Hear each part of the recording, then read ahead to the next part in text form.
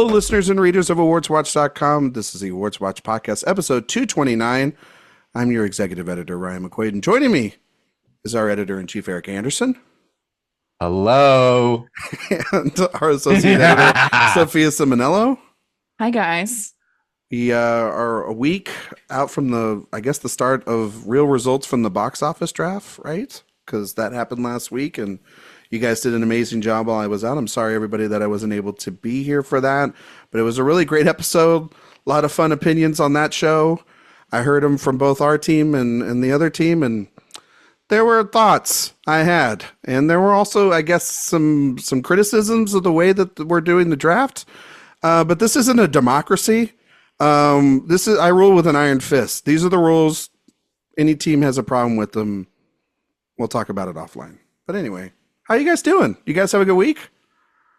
I knew you were gonna drop something about that box office draft episode. I knew it. I had a feeling. You had to. I mean, it's a Ryanocracy. I mean, we're a cheerocracy. Google what a multiplier is, and then come back to me, please. Okay. All right. You know, you can't win them, folks. Some years that, last year they were like, we should add a multiplier. And then this year, let's not do a multiplier. God, can't win them all. Anyway, this week. We're renaming the show Everybody Hates Ryan. So. Exactly. Well, I mean, yeah, it's a common theme. Not just on the show. This week, we are going to be talking about the latest release, and I guess the number one film at the box office, which is Luca Guadagnino's Challengers. And then we're going to do something that Erik suggested. This is completely on Erik. It's his favorite topic. We've never done this actually as a topic. We're going to talk about how do you want to describe it, Erik? Our favorite. Well, in line with Challengers, as we will discuss, we're going to kind of talk then about our favorite, sexy, horny movies. And then I think that each of us are going to bring something very different to that and how we define that, which is kind of one of the cool things. Not talking about I hope that it should be. And I think that's such a huge part of Challengers, of how a lot of people have been defining sexy.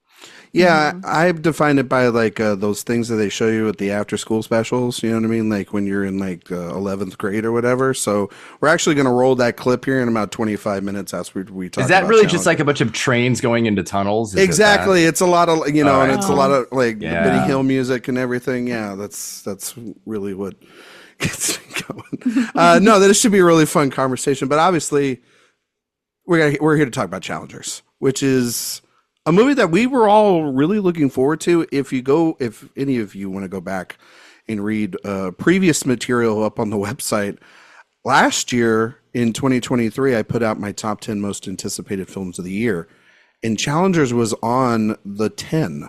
It was on the list for that, and they delayed it because of the strike.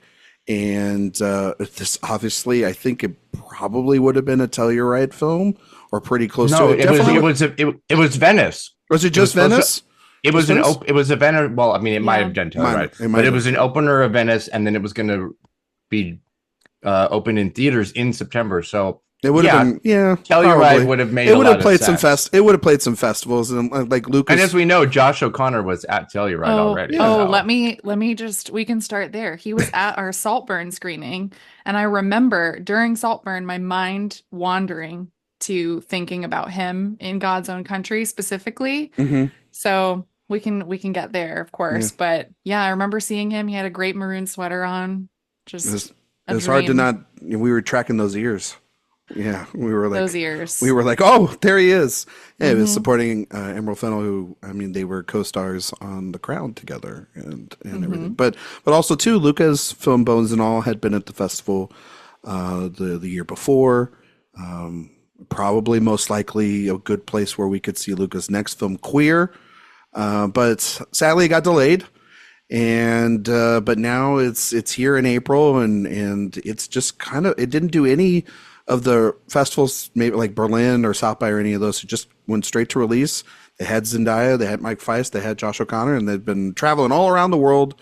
And we were able to see this movie like a month ago, it feels like, at this time. And I know that Sophia, you've rewatched it now. Erik, I don't think you didn't get to a rewatch, did you? You just seen it the one time? I did not rewatch it, just out of thought and safety of the people around me. I think that's fair for your community that you didn't see this. Yeah, it's being hailed as one of the best films of the year. Maybe we'll even talk about awards chances down later. We'll talk about that. But let's just talk about the film in general. So, Sophia, since you're the resident two-timer watcher of this movie, what did you pick up on the second time that you loved so much about it? What made you dive in 2 times? Phrasing. Phrasing. Wow. Mind wandering again. This movie I love. I think I'll just come out and say this is my favorite movie of 2024 so far. I found a comfort in its messiness and sexiness and the kinetic energy of it. I personally didn't feel the runtime at all. I know that people have had some issues with length. That's not something I have an issue with Josh O'Connor. I could have had this go Interesting. Phrasing. For much longer. Phrasing. There's, I think, a little bit of a trashiness to it that reminded me of some of the TV shows and movies that I really grew up loving. And I think that the camera work here and the editing and the Reznor-Ross house score just felt so different for an adult drama. And that, I think, it surprised me. This, of course, was very high up on my list all year. But I really left it, I think, just being so impressed by it. It's so much fun. I will go see it again and again, I'm sure. And the performances are also really what stood out to me, especially the boys. We will talk about Zendaya, and I did like Zendaya a lot in this, but this for me really was about the relationship between Art, played by Mike Feist, and Patrick, played by Josh O'Connor. And it is just, people are complaining that this isn't sexy. I will say I've seen it specifically from straight men, but this is a very, very sexy movie, I think, especially between the two of them. And we'll get into the details of that. But quick anecdote, since this is already not a PG podcast, I texted one of my friends after this movie. This will tell you exactly how I felt. And I just said, if I don't make out with Josh O'Connor immediately, I think I'm going to die. So that's how I feel about Challengers. It's a good review. Erik, what do you think? Let's see. I say this with churro in hand because I am currently eating churros while doing this podcast. And to be clear, if you have gotten this far, this will be a very spoiler-ridden podcast. It's kind of hard not to. If you are afraid of spoilers, that's fine. If you don't know what a spoiler is, which a lot of people on Twitter seem to not actually know what a spoiler is, then maybe wait till you see it and then you can come back. This movie fucks. And the great thing about it is that there is no fucking in this movie. That's kind of one of the coolest parts about it.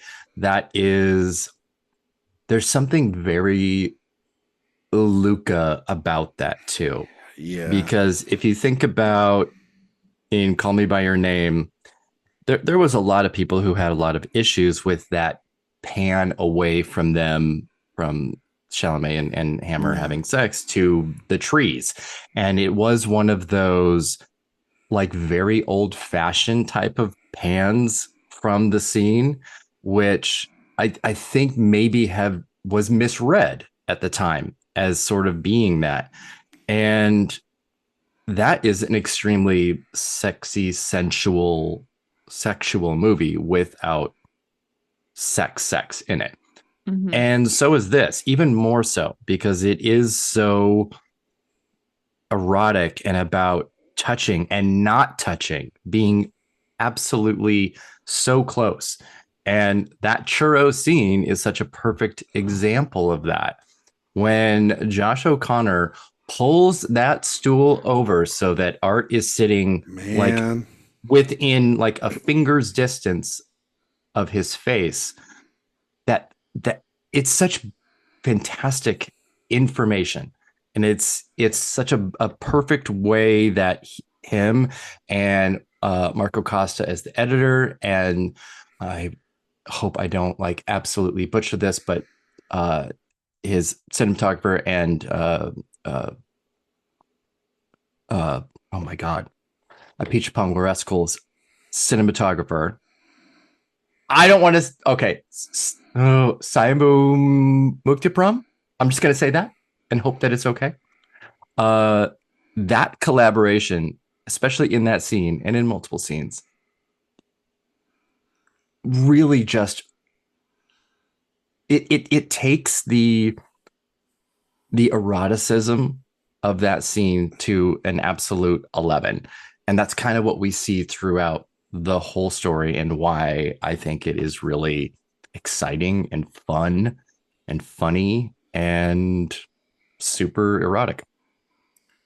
And there's tennis in it, I guess. Yeah, there's tennis in there. Yeah, there's some tennis. I didn't even mention tennis. But I will say though, the tennis sequences in this movie are extraordinary, and the reason I want to go see it in IMAX, I know that they're touting the IMAX, but there are literal Muktipram's cinematography and what Luca's doing with him, along with the real MVP, I think, of this film, along with these performances, Marco Costa's editing, and just how they're able to convey this the tension, but then also the point of view in which moments of the tennis matches are played through Patrick and Art's perspective, and it's so immersive of an experience. And then, I mean, obviously the Reznor and Ross's score, which is the fourth character of this movie as well, where it is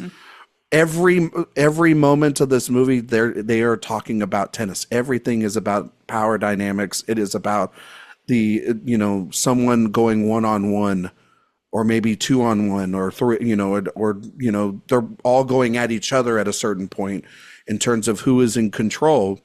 And I think that and I love the fact that we're going back and forth through the storyline to how we get here, rather than a linear way to do it. And I've read some complaints about that too, about the structure of the film, and it's completely just like, I've read so many goddamn complaints about this movie. This is the thing about seeing a movie ahead of time before everybody else, is we see it. This is why we are very privileged, I think, sometimes to see a movie ahead of everybody else, and then you see the really dumb discourse about certain things. It's like, that's just enjoy what you're getting here, which is, I feel like Luca going full on madman with the camera and really being able to have this sexy, immersive experience. And you were right, Erik. I mean, he probably pulled back the camera a little bit because, Army, they had to pull him back, because he was going to chomp at Timmy and everything, bones and all. But, wow. I do think also of watching Bones and all, and at times, yes, there's like a sex scene in it, but a lot of the violence in there at times also too is quite beautiful, and some of it's shocking, but also some of it's really tender, and that's just Luca's calling card. In this, you're right, like all of what you would think of a movie like this would be heavy on sex, or very, it's very much pulled back at times. And it's all just about how far you can get closer and closer under someone's skin. And at times you can't really root for any of them. They're all assholes. And that's what's kind of brilliant about these characters too, is they're all assholes, and they're all meant for each other. Right? And so their stories. I was rooting for everybody. Were you rooting for everybody? I mean, like, that I like them all. I think they're all assholes, but like, they're wonderful assholes to me. And I think that's the brilliance of it, and I think this is Zendaya's best work to date. Someone that I still think is, like I told Sophia, like we did the what did we do last year? We did the movie star auction, right? Oh, yeah, and. Did we sell? Did we hold Zendaya? Because I think we held her stock. Like we held, because of this movie specifically. And I didn't do a full buy at the end of this. I told Sophia, I'm like, I think the jury's still out on especially after, not her fault for Dune and her character being completely underwritten there. And there are moments in this film too where I think that the focus is away from Tashi, and it's definitely more on Patrick and Art. But that's the purpose of the story, and I totally understand it. But I think she's really good in when she's focused on and for what the characters serve. But I mean, Josh O'Connor is fantastic in this. For me personally, I think Mike Feist is the best. I've not been the biggest Mike Feist, internet fond over since West Side Story. I know everybody did, and he was not my best in show in that film. But I was really surprised because I think Art is actually a very tricky character, and the way he sort of weasels his way into the place of power that he has by the end of this movie, and how lost he is without Patrick, and how it kind of leads up to it, and how their desperation for one another really comes to head, no pun intended, for in the sauna scene and where they're at both in their lives, but where they're really at in terms of their relationship. There's a great shot as he's getting up to walk out. It was very reminiscent of like how PTA always has the crotch shot in his scene. There's a lot of the crotch shots in this movie. It's just how PTA always shows power dynamic, and I think Luca was borrowing a little bit from that. It's an exquisite movie. It's not my favorite film of the year. There's a couple of others that I would still really love that have yet to come out. But of the releases so far this year, yeah, it's top tier. So do that what you will. I don't know where you guys want to talk about next. Where do we want to go next? I mean, it's really hard. I could go a million different directions. Yeah, and I don't want to obsess over the people that don't like it too much, and the issues that no, because it's I want to talk. I want us to talk about the things that we do like. We're not fighting with anybody on here. Well, we can I'll talk fight about with you later. The things that we really, really enjoy and that work really well. Yeah. That can be sort of like a counter argument, because I do think the structure of this is fantastic. It's a pretty classic structure too, because even though you're sort of building to the big game at the end, like most sports movies, it's a very different way to approach it, because also, like some sports movies, it's the secondary factor, and it's the underlying either relationships or metaphor that sports provides that kind of dictates that. And this is that a little bit. And it's funny, I'm going to go against what I just said a second ago. Here we go. I did kind of like laugh at a few like straight guys complaining that the movie isn't sexy and whatever, and that was a pretty like general, just like haha, because straight guys are stupid and it's easy to make fun of them. Well, but I mean, like, but my point being that I think there was sort of like maybe a misunderstanding or a expectation of what this movie was going to be, and that with Zendaya as the lead and as a woman in control, that it would really kind of be that, and it is. But this is really a story about these two guys with an incredible amount of resurfacing and unfinished attraction to each other. This is tennis as sex. And the last scene, if you didn't understand that, the last scene is that to an almost hilarious degree. And it's not campy.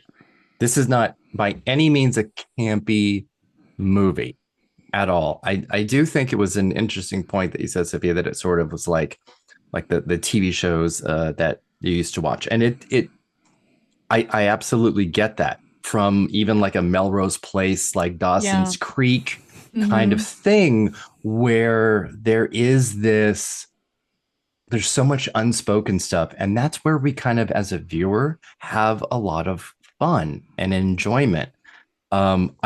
I love sex scenes. Sex scenes are great.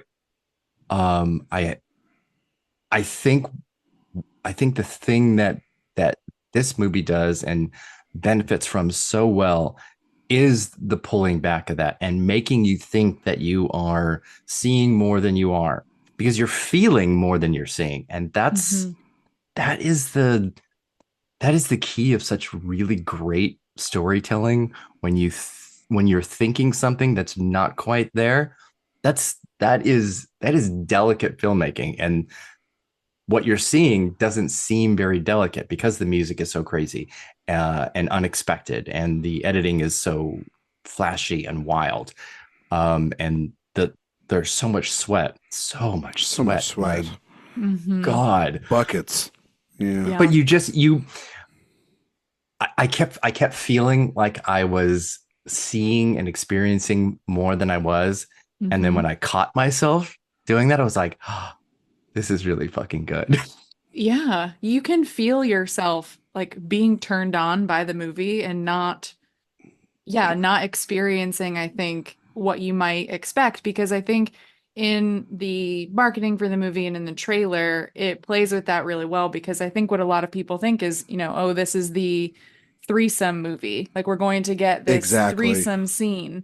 And what we get is actually better than that in many ways, because it makes you understand these two boys, and also how Tashi as a character sees both of them and her relation to them, whether she is, a core part of their identity or she's just a go-between, really. And that's, I think, what I really love about that scene in the hotel room. And we can talk about that more as we go on. But I think going to the time jumping and the editing, that works for me, because that's what it feels like to watch tennis too. I love watching tennis. I love also that tennis is, like many sports, very erotic. There is something, I think, inherently linked between athleticism and eroticism, like how close you are to people's bodies. That is a very intimate thing, watching them, grunt and scream on the court. But also when you see, even at the beginning, like when you see Art with his trainer and he's like pushing his knee down, like that itself, right, is just,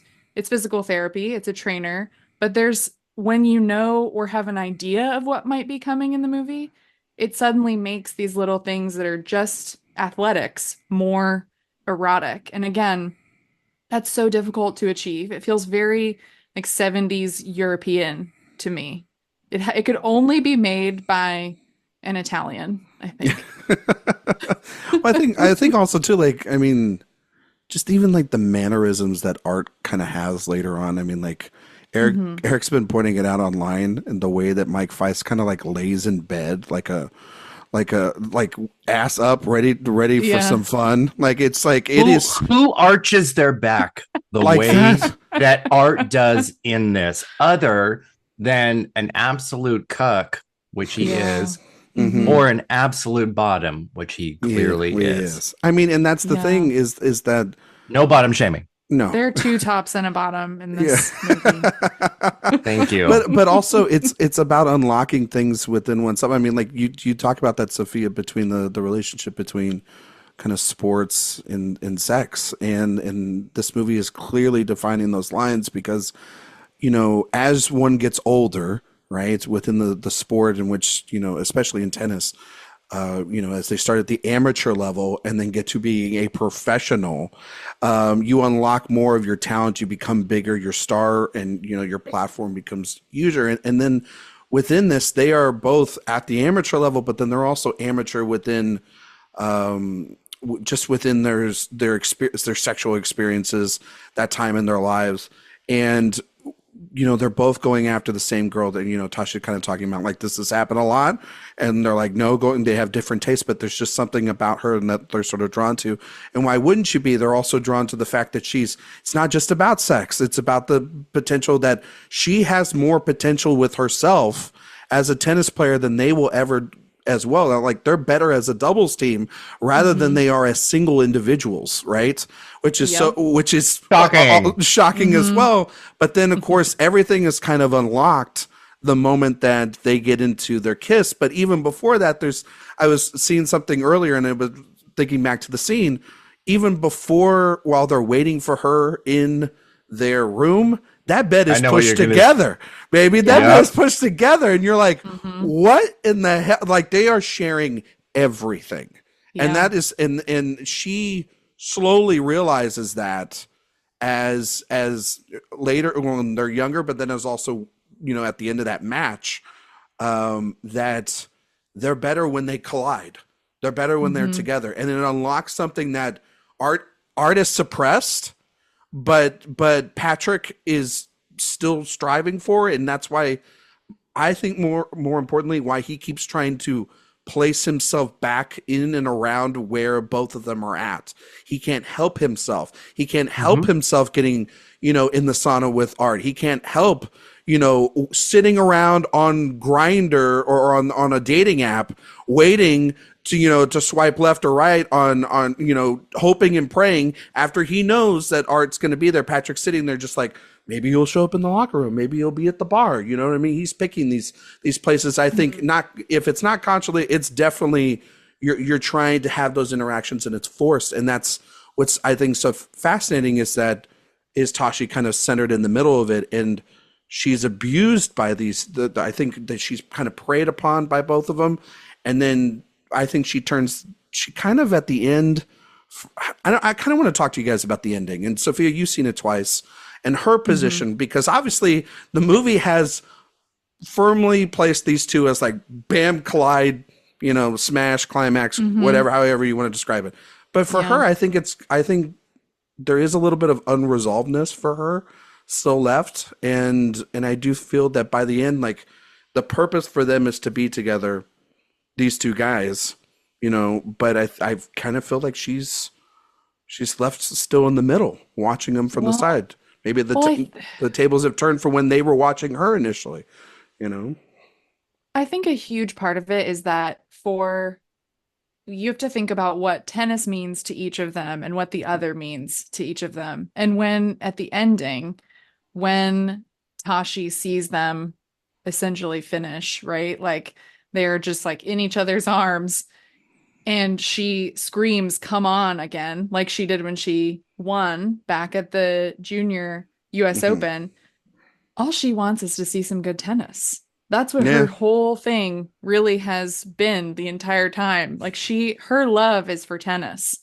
Does she even love art? I mean, I think she loves the idea that she's built a brand, Yes, like this has always been her goal, right? Is tennis. Yeah. And when she can't have that anymore, Art's career with she's hers living through is him. intertwined. Yeah. So like when she says, she's that great line when she's like, "I'd stab someone to have a recovery like yours, an old woman, a child." It's like, she would kill either of those men if it meant she could have a career like them again, like either of them really. And just to see them not be able to do anything with that until the very end for her, I felt like she smiles. There's a smile that flashes across her face. That's great. And I feel like she's just, that's it for her.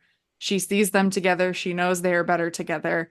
And she saw some great tennis. Yeah. And it mirrors the exact smile from the bedroom, because the thing that the funny thing that's in the trailer is, we see, both the boys, jump on the bed and each kiss her, and then it's a cut to her smiling, and obviously what's cut out of the trailer is the boys kissing, and it's a long smacking boners, and it's like super funny and super hot. But there's that in that moment and in that room, and before when she orchestrates, that even kind of happening, she lets the boys think that they are seducing her to come to the room. She's controlling everything in that moment. She's controlling that moment as well. She literally puts them together. And then throughout it, and in talking about, the timeline of this, they are 18, 19 years old in this section of the movie. There's a 13-year gap. So they're in their early 30s in what is modern day 2019. And then it's they're 18 and 19 years old from 13 years prior. And throughout those 13 years, with her own accident, because we haven't talked about, she is this rising massive star. She's a prodigy. She's going to be the next busted, horrifying. Oh my God, that bone crunching moment. Great sound work is so there you go. Awful. But it's right in that moment, not only does she lose her own career, she starts to lose her agency in any form whatsoever. So the only thing that she kind of then has is these two boys again. And whether it is pitting them against each other or whatever it might be, it just she's trying to keep something together that she can, and she loses really both by the end through sex and conversation. And I think she also sees through art exactly what Patrick says, because they're so all connected in that he knows art, you know what I mean, and she knows him too. They're married, they have a child and everything together, and they jerked off together when they were 12. Exactly. Those are people those are the people. Yeah, they're on speed dial. They're in the will. But no, I mean, he that's why when Patrick makes the offer for her to come and coach him, it's a chance to, even though yes, it's sort of a ridiculous offer, she entertains this because she's in a desperate mode of, I'm not done calling my career to be over with this game. My husband, who is a massive pussy, maybe, but I'm not done with it. And I mean, like, realistically, she could probably like manage somebody else, but like, I think she's drawn to Patrick because that is an interesting, they have history, and she is also drawn to him as well. I mean, they were the initial pairing, right? They were the initial couple before Art kind of goes and snakes in and takes advantage of her injury, right, for his advantage. And he is an absolute snake in this fucking movie. When he is like having lunch with her, and then the churro scene, he is like, I am trying to manipulate both of you because I want in with someone, and that's his snakery is sandwiched in between what is probably the second closest sex scene in the film, right? Between Tashi and Patrick, where they're talking about like, you're not part of my fan club, which I think is like fucking wonderful stuff. Well, I mean, they get there. They are going to have sex, and then it is thwarted by that conversation, that confrontation. Yeah, and again, and playing tennis. Calls her a peer, which I think is really interesting in that scene, because that is, I think, what actually really gets under her skin. It's like bullshit in her face. Like, she knows she's better than these boys. That is what she believes. And I think part of the reason too why she's so mad at Patrick as well is because he's the one who tells her, like, why do you care about this? Why are you playing girls who were the best in their high school or this country club girl from Pepperdine? He knows that she should be going pro instead, but there are these little things, and there's a lot of great ambiguity, I think, in the screenplay and with the character, that she's not from the same background that these boys are. Her parents didn't want her to go to boarding school, like she says, but more realistically, they couldn't send her to boarding school. She has this, right, like, drive, I think, to go to school. Like, that's something that she feels she has to do. She can't just be playing tennis, but really the only thing she ever wants to do is to play tennis. I mean, it's very coded almost within the Williams sisters, like how they came from nothing, and I mean, their story has long been recorded, but these guys are born into, essentially to be bred into being tennis players from the time that their parents put in their dues at the country club, right? And but it also, like, but they're not, tennis doesn't matter to them either, like, because it's just like a country club sport, like swimming or lacrosse. Yes, they just happen to be really good at it. It's a hobby more than an obsession, and then I think that their obsession ends up becoming her rather than their actual place in it.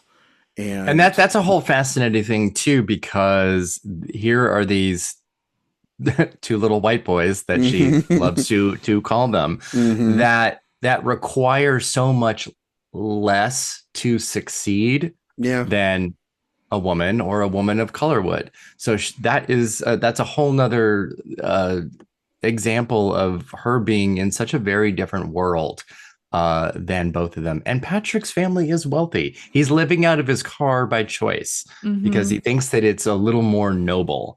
But he also kind of can wield that against her. And he does all the time. He is very snaky and very evil, but again, I'm rooting for everybody in this all the time. I want everyone to succeed. I want everyone to climax. I want everyone to do whatever they need to do to get by. I'm here for all of it. To get by, you say? Okay. I mean, right. Wow. Lots of great phrasing. A lot of phrasing today. Yeah. Lots of phrasing today. Do you guys, is there like out of the three, is there a favorite is it O'Connor for you guys easily? Or for me, easily. Yeah. I think he totally won the movie. I mean, I feel for me what it was for him. I mean, aside from the obvious, which I've talked about a little bit, but as far as the performance goes, he reminded me of Elliot Gould, which that's so important to me because I don't think we have a lot of actors today who can really achieve that. And we look at O'Connor's past work, a lot of the actors or a lot of the characters that he plays are so different from this. And, it's, of course, he's different from a character he plays in real life, but this just feels like a completely new character for him. It's uncharted territory. I think that the film needs a character like him to keep the energy in the place that it needs to go, this sort of unstable eroticism. And he is able to achieve that so brilliantly, I think, and push the movie further into something that it really needs to be. I agree that I think Feist is excellent. He was best in show for me in West Side Story, but I think here he's great as well. But for me, it's O'Connor. He's so funny. I think about the scene too, when he's on that Tinder date at the hotel. Oh man, that poor girl. And he just needed a bed. Poor girl, right? I know. It goes back to what you were saying, Erik. It's like he could just ask his parents probably some money, swallow some pride, but instead he's whoring himself out on a Tinder a Tinder date. You know what I mean? Just to prove a point. And you have to understand why someone like Tashi doesn't toss his number. She puts it in her coat pocket. Why she goes to the hotel room. Why she does all of these things.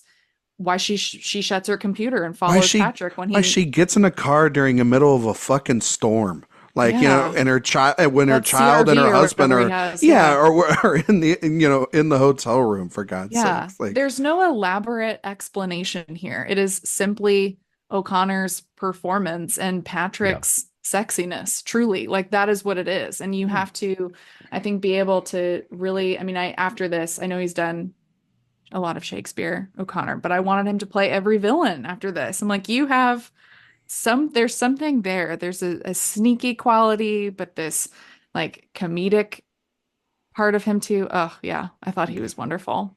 Erik, best in show for you, O'Connor? Yeah, no, it is actually quite easily O'Connor. And that's not surprising, by the way. And it's, I think Feist is absolutely fantastic. He doesn't have a big enough screen presence really to be able to have a tremendous amount to compare it against. But I love what he did physically between West Side Story and this, not just the muscle gain, but something that is so interesting to me is the musicality of Tennis being so very much like, what he did in West Side Story. And there's like I kept, watching interviews and nobody was asking about like the connection between like dance movement and Tennis, which to me is like right there. It's right there. And sort of kind of gave him a little bit of an advantage there versus O'Connor, which this is so outside of a realm of somebody who already has an extremely wide range. It's so fantastic that he has this and La Chimera basically coming out right at the same time for people that are going to be probably introduced to him, maybe from Challengers or know him from The Crown, and maybe they'll go and visit some of his previous work, and definitely La Chimera, which is a masterpiece of a movie. And I hope that they do. But just he has got such fun versatility. I love the Elliot Gould comparison because there is something that I kind of kept coming to where I saw some people saying things like, why would this, beautiful girl go for these two, white, ugly guys? And I'm like, okay, well, fuck you. But also it's you ever seen what tennis players look like, for God's sakes? Like, it's not that. No, we had an era. Though. We had an era of like extremely sexy tennis players, and then we had it again, Federer and Nadal. And all that. Oh yeah. I mean, come on. I know about Rafa Nadal things. Yeah, we don't need to. That's a whole nother podcast, baby. The fan casting between those two is what's happening here in the movie. So you can kind of just transpose that on there. But no, I just I think O'Connor just is in such a wonderful place right now. And I do think his evil nature that is in this, we really got to see in The Crown, because his Prince Charles is so terrifying, fucking asshole, and so good. Yeah. And monarchy. And he's kind of he's a little bit in this, but he's just so much more devious. I feel like it's a charm. He's such a charmer. O'Connor is the Luca Guadagnino cipher in this. Yeah. Because that is how, from my knowledge and from my perspective, and the one conversation that I've had with him, I feel like he's in there a little bit of just he's orchestrating so much more than Tashi is, but Tashi sort of is or feels like she's the puppet master, but it's really Patrick. Patrick is organizing so much of this chaos. Yeah, he's the chaos causing so much of this chaos. Yeah. He's such a Sagittarius. Thank you very much. Yes, he is. Oh my gosh, I forgot that. I mean, the whole wonderful callback about placing the ball in the that section of the racket just to absolutely fuck Art up in the last second, and it does. But also to fuck with Tashi too at the end, and then like their acknowledgement of like, yeah, dude, she doesn't believe in you, only I believe in you. You know what I mean? I think Feist is for me the best here. You got to see it again, Ryan. I will. I don't hate Josh O'Connor in this. I think he's second best. I came out of this thinking Feist was the best. I've changed my mind in thinking about it since then. But I think, there's just something about, I don't know, there's just something about the way that Art also manipulates this. The past is all really about Art. The present is a lot about Patrick, because they're both the ones behind the curve here, right? They're ones behind the ball. Like, Patrick has nothing in the presence. And in the past, Art is the one that is, he's got his scholarship, and he'll probably be a decent player at Stanford, and he'll play on the tour or whatever. But he doesn't want that. He wants the girl. He wants to also be on the tour. He wants to be in there. He wants to be in the bed with them, for Christ's sake. You know what I mean? He wants details. You know what I mean? He wants all of it. He is snaking his way in there. Yeah. But then the cost of that is that he's so disinterested in it when he has it, and he's so drained of everything. Like, this should be for a comeback, or like how Tasha described it, like she killed a habit, right? But even in the context of, like, if you follow modern tennis and you see like Federer or Nadal or Djokovic, or all these older players that are now having to go up against the young players, right? Their last big hurrah is usually a recovery, then a smaller event before a major, right? And this is the typical sort of line. He just seems so disinterested with it. He is more domesticated by the end of it, and he has lived a full life. Like, he's okay just being running the foundation and everything, and having Tashi basically like cut his his steak for him and everything. And just the way in which he tells her that he wants to retire and kind of slither up like a lapdog. He is, it is, it's with his ass in the air still. With his ass in the air, just like, I am yours, lady. I am your bitch, and it's completely the opposite of this confidence and out there and loud performance that he gives in West Side Story to this is at times very subtle, but it's also just very internalized of a performance that I love from Feist. And yeah, I mean, like I was kind of blown away that like I didn't think he kind of had, and this I think is just as tricky because like O'Connor is playing, the smirky devil that we all are gonna love, but I am curious, like Erik, you didn't really talk about her that much, or you as well, Sophia, the Zendaya of it all. What do you think of her work here within the film?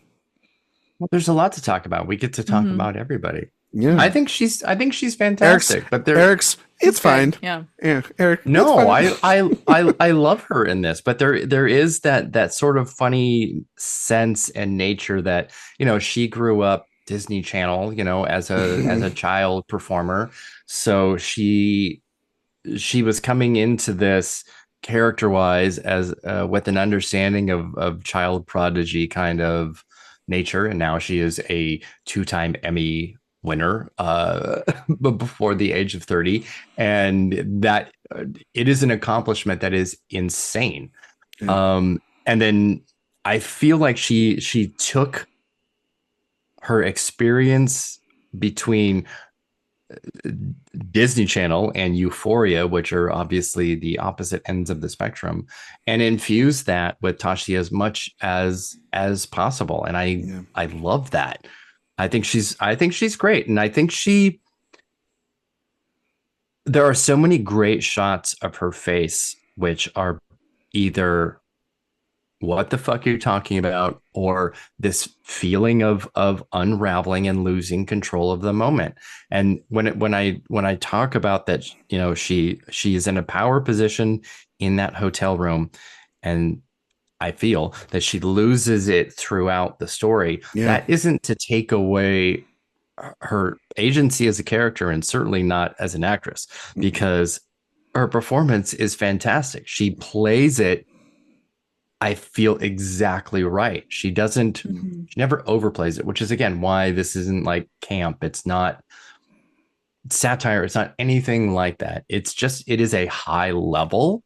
No, she's calculating drama, everything as it's going. Yeah, but it's not camp. So her face reads her stress and her worry about losing control, especially of Art, because Art is 100% under her thumb, and he cannot do anything without her. And you mentioned about love. He says, that I love you. And she's like, yeah, I know. She's not going to say it back, because it at that point is a transactional relationship more than anything. But how can it not be when your spouse or partner is also your boss?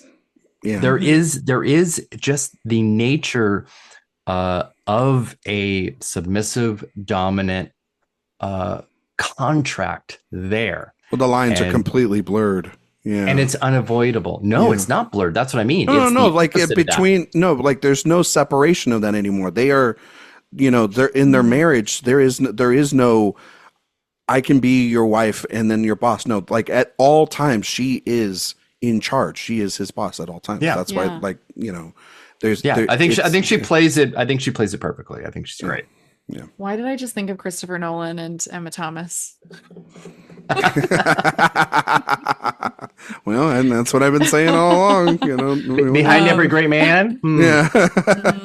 Is a woman better at playing tennis than he is? Yeah. I thought Zendaya was great here, and one of the things that it's just one of those things, of course, where I'm like, of course, the boys, I was more drawn to them. I think that's kind of the nature of it all, really. But with Zendaya, I thought that her face was just so expressive that you really could fill in a lot of the gaps, a lot of the ambiguity that's in the screenplay. You could fill in exactly how she was feeling. There's that moment after her injury where she's just sitting by that tree, and it's just, you can feel, I think, all of that, all of how she's feeling in that moment, that her career is done. It's like, what does she do next? And there is a quality to her that I'm not going to say is exactly the same, but I was just watching I've been going through 99 movies. I was just watching Notting Hill, and I thought about there's a certain thing that Julia Roberts can do in that movie that reminded me a bit of Zendaya here. I think she has that sort of that openness and ability to, I'm not ready to call her Julia Roberts, of course, but I think she has potential to be a great star. So maybe I'll buy Zendaya stock. I mean, she's playing with her stardom. Yeah, I mean, she is a star, whether it's at our Mm-hmm. definitions or not yet. Right. I mean, we have high standards, and everything. Yeah. But I mean, she is producing this, and this is kind of her and Amy Pascal really put this together.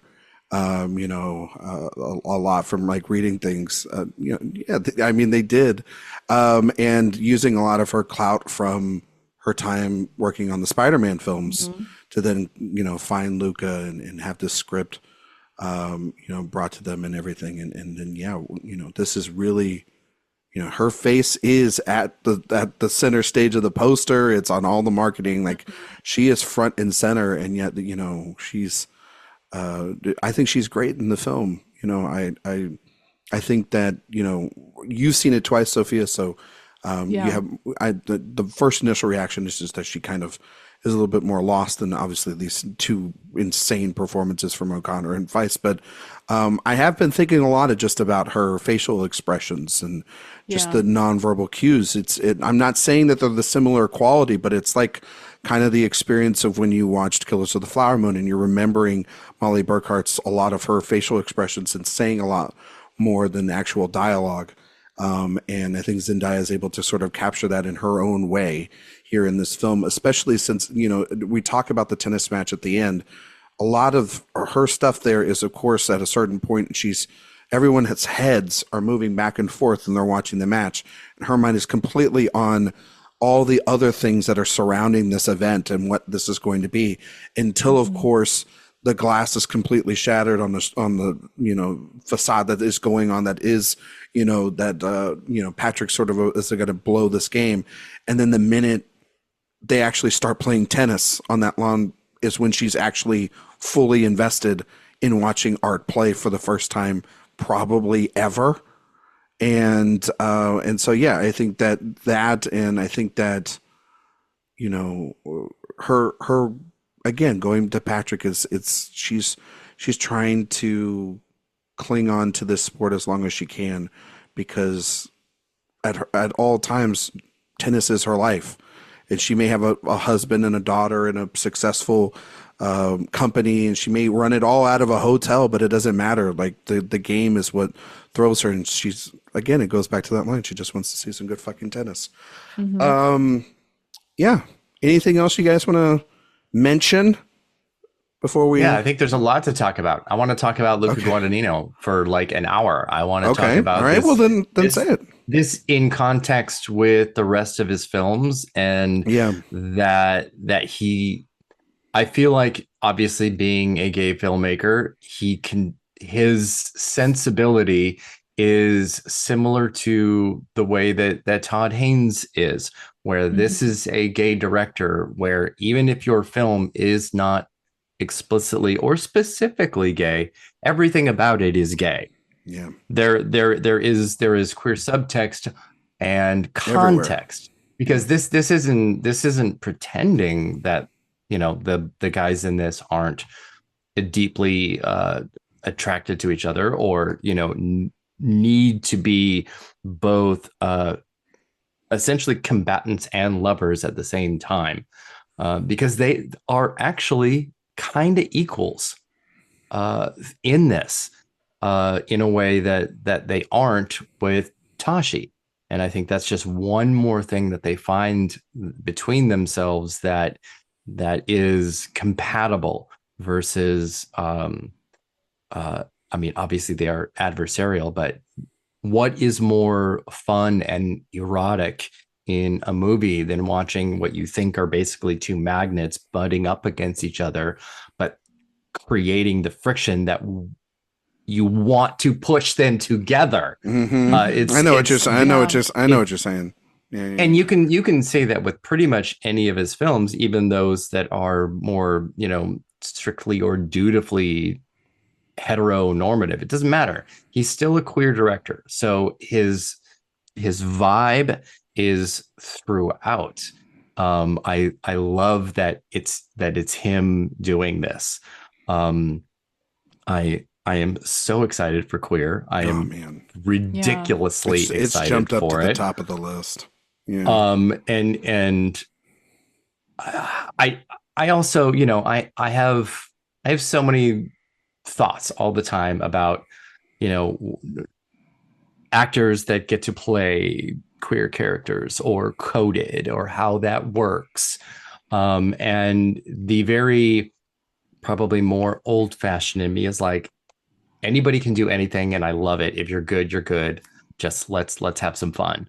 And certainly Josh O'Connor has played, I think this is like his 5th or 6th gay character. Well, he's about to play some more. About to play another. Yeah. And they just did another. They just wrapped no yesterday. Problem with that whatsoever. I have no issues at all with that. And I think that Guadagnino has that sensibility as well, where he wants to play just outside the lines. Yeah. But also kind of in the lines. I mean, as close to as possible, not to use a tennis metaphor, but he is constantly making you look to see if this is out of bounds or not. And he does that with all of his movies. I mean, I think there is such an obvious graphicness to the horror in Bones and All and Suspiria. That is very different than the pullback nature of this and Call Me by Your Name. But it is just such a part of how versatile his style is. And I think he picks the right style for the story that he's telling. I don't want Challengers to be super graphic. I want it to be exactly what it was. Sometimes I get a little bit anxious if I'm left longing, or if I'm feeling like, oh, I wish they had gone a little bit further. And I do sometimes get that way with gay stories, where I feel like we're in 2024. We don't have to pull back from how we show sexuality, and we don't. So everything about this was his choice, because clearly Feist and O'Connor had no issues with that at all. But even the screenplay as itself there's a lot that's filled in the movie that isn't exactly in the screenplay, which I still think is really good. If you look at the first page of the screenplay, all it is context of setting up characters and who they are, which is like such a weird, crazy thing to do for a real screenplay. You're not really supposed to do that. You're not supposed to have all these sides. That's for the actors. It's not for the screenplay, but it's in there, and that's like the whole first page. And I love it. You read these little paragraphs of each of them, you know everything going in, and then you're kind of subverted as you watch it. So I just think Guadagnino is a really smart director. I think he picks things that he can play with. And I love him. Yeah. I want Josh O'Connor and Luca Guadagnino to work together again, because I think there's a great language between them that I picked up on, especially in the second viewing. Like you were saying, Erik, with like Todd Haynes, it's a queer movie. I think it's a fluid movie, whether you see the like extremes or graphicness or not. And some of those little details you really see through O'Connor's performance and through the way that Luca is directing. Like when we're in that scene when they're in the hotel room together, and Tashi says, like, what about this? Pointing to the two of them. And the camera focuses on Patrick and his facial expression, which has this little devilish the devilishness to it, but there's a yearning behind that too that's so specific. And then later we have we have a locker room scene and a sauna scene. In the locker room scene, all of the other men are naked for the most part, except for Patrick. He's sitting there, he has his shorts on, he's swiping on Tinder. They show him get to the man, pause, still swipe right. Then we get to the sauna, and that's when he's, like he's parading around there naked in front of Art. Yeah. And just put your dick away. That towel over himself. I mean, perfectly and imperfectly, you could say, but that's so important. Like all of those things are so crucial to that character, and that's such a nice language between the two of them, I think, and understanding who what the movie is. Even in that sauna scene when Art starts talking and he gets up, there's like this salivating on Patrick's face of like, yeah, I showed you, could you please show me? There's seriously, like, well, he hasn't seen it since they were 12 years old. Exactly. So. And he's thought about it probably every day since since they broke their relationship and everything. And there's this sauna. Yeah. It's like, it's a sauna, please. And it's like, no. Okay. And, it's the way how relaxed he is and how comfortable he is, even though he's, yeah, exactly. And how Art is still, trying to be, he's on top in the sort of in the way in which the camera. It's the only time that he's on top. It's the only time, exactly. It's the only time. Yeah. It's like you're putting up a show here that's not within your nature. I want to go back to what you were saying, Erik, which is like Guadagnino has slowly become one of the most, I think, for me, trustworthy directors that we have going right now. Like, I think every project that he does, there should be a little bit of an anticipation. I mean, I remember watching Bones and All with you at Telluride, having no idea. And really, what's so funny about that movie is that we heard the word of mouth from so many people at Telluride, like, oh, I walked out, oh, it was so this and so that. And I fucking loved that experience of watching it. Whatever Mark Rylance was still doing and still has done as Sully, like, go for it. And I think that there's this comfortability within all the actors that work with him that remind me of Haynes, remind me of PTA, remind me of the greats that are just, they will do anything. They're up for anything. I mean, you look at Chalamet, who is, I would say, probably one of the biggest actors working today. His two performances with Luca, a director he loves, are queer-coded act, and this is a guy playing Willy Wonka, for fuck's sake. Like, like, he's not doing the things normally with this I don't know, Wonka's pretty gay to me. I mean, he does put chocolate in his pocket, that is for sure. But no, it's and I think that him working with O'Connor, with Vice, but really working with Zendaya, he's able to kind of, I think especially with this film, he's sort of perfect for this. He doesn't always do the same thing twice, and when he does, there always a different spin on it. Like, yes, like you're mentioning, he did horror films like Suspiria and Bones and All, but they could be far from each other in terms of their overall effectiveness of how they show violence. There's sort of this elegance within it, but it's not glorifying it. One's much more shorter than the other, and then of course there's there's Call Me by Your Name is very much more, I think, more subdued than even a movie like this, with like the score is glaring at times too.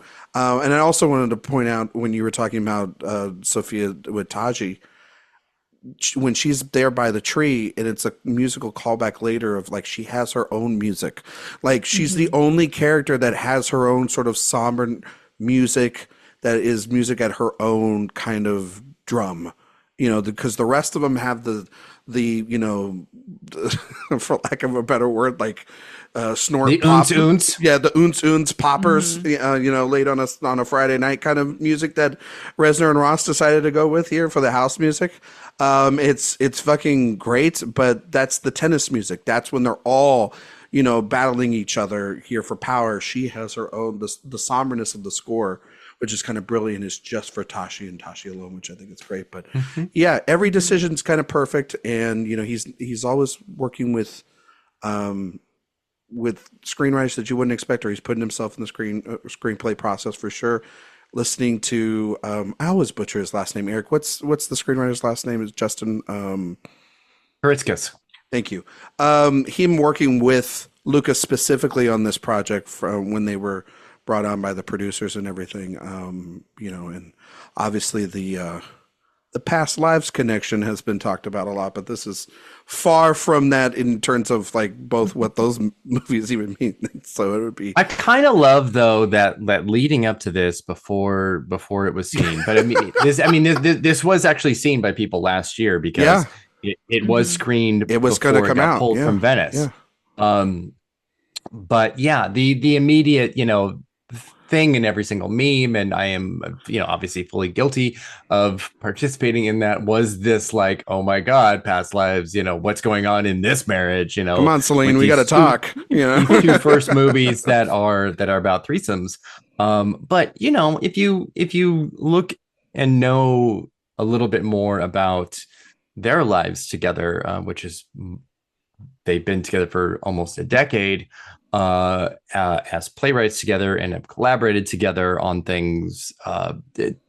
It's not quite as I don't know, silly or superficial as it might seem. It's really easy to kind of make a good joke about it. It's very easy because it is kind of funny. But then also too, like they're completely separate processes because at the end of this, it's still a Luca Guadagnino film, and those are very much different than something that like Celine's song would. And the screenplay, which was on the blacklist, was different in its completion than it started.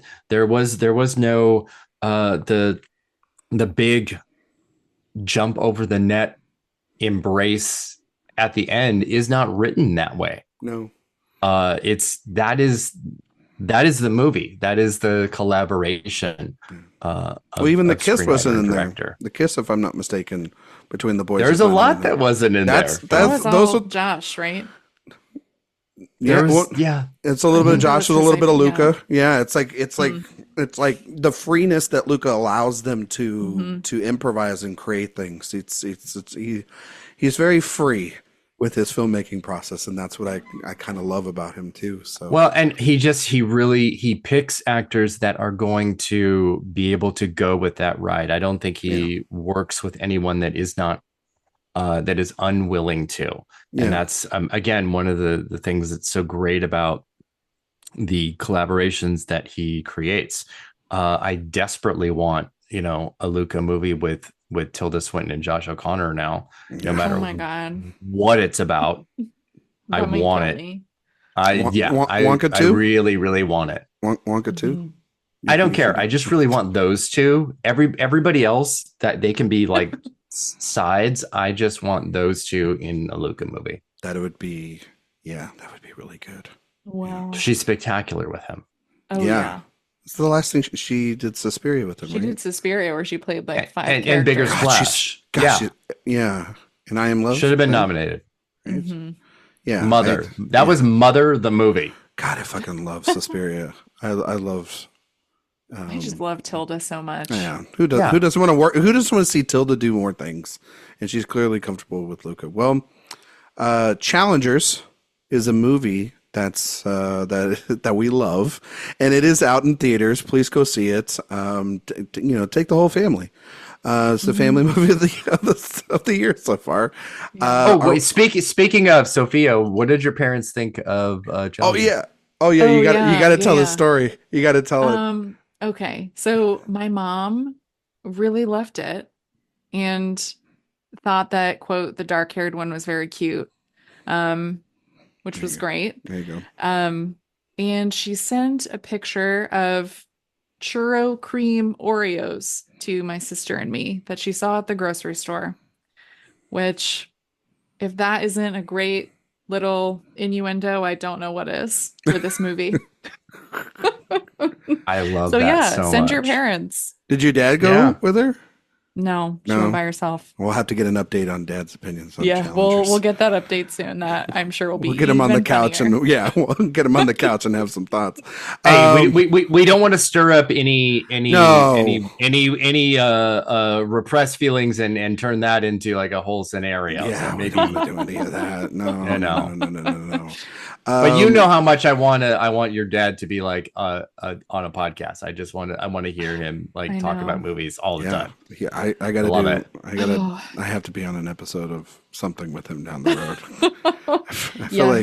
He has plenty of hot takes about movies always. His latest, he saw Alien again and was just really upset by today's loud, obnoxious youth in the movie theater. So that was the recent take. I feel like Jay and him would be great on a show. I think that they would get along very well. Really well. They have a very similar sense of bone dry humor. Bone dry, yeah. and basically they are the same age. Inside. Yeah. Their inner age is the same. Yep. Based off last week's box office draft, yes, absolutely correct. Well, we have a review up on the website for Challengers. It was written by Josh Parham. He was very positive on the film as well. And Erik, you had an interview up on the website, correct? Yeah, I talked to screenwriter Justin Christmas. I don't think it's a good interview. I'm not like promoting it. I don't think I did a good job. So you can read it if you want. I wasn't as adventurous as I have been and can be, and it felt very canned, and I'm very disappointed in it. So way to get the clicks. That's just the truth. That's just kind of where I was at. But he was really great. I loved him. He was super cool. Yeah. Okay. Well, I guess you don't have to read that then if you don't want to. You can. I mean, you can, but you're just. I just wasn't on my A game. You know what? Go read it. Read it and then tell me it was great. Maybe I'm just like I think we're Sophia knows we're always our harshest critics. But my comments about the interview don't have to do with the actual interview itself. I'll just leave it there. Yeah. Please go and read both of those. They're up on the website of awardswatch.com. Okay.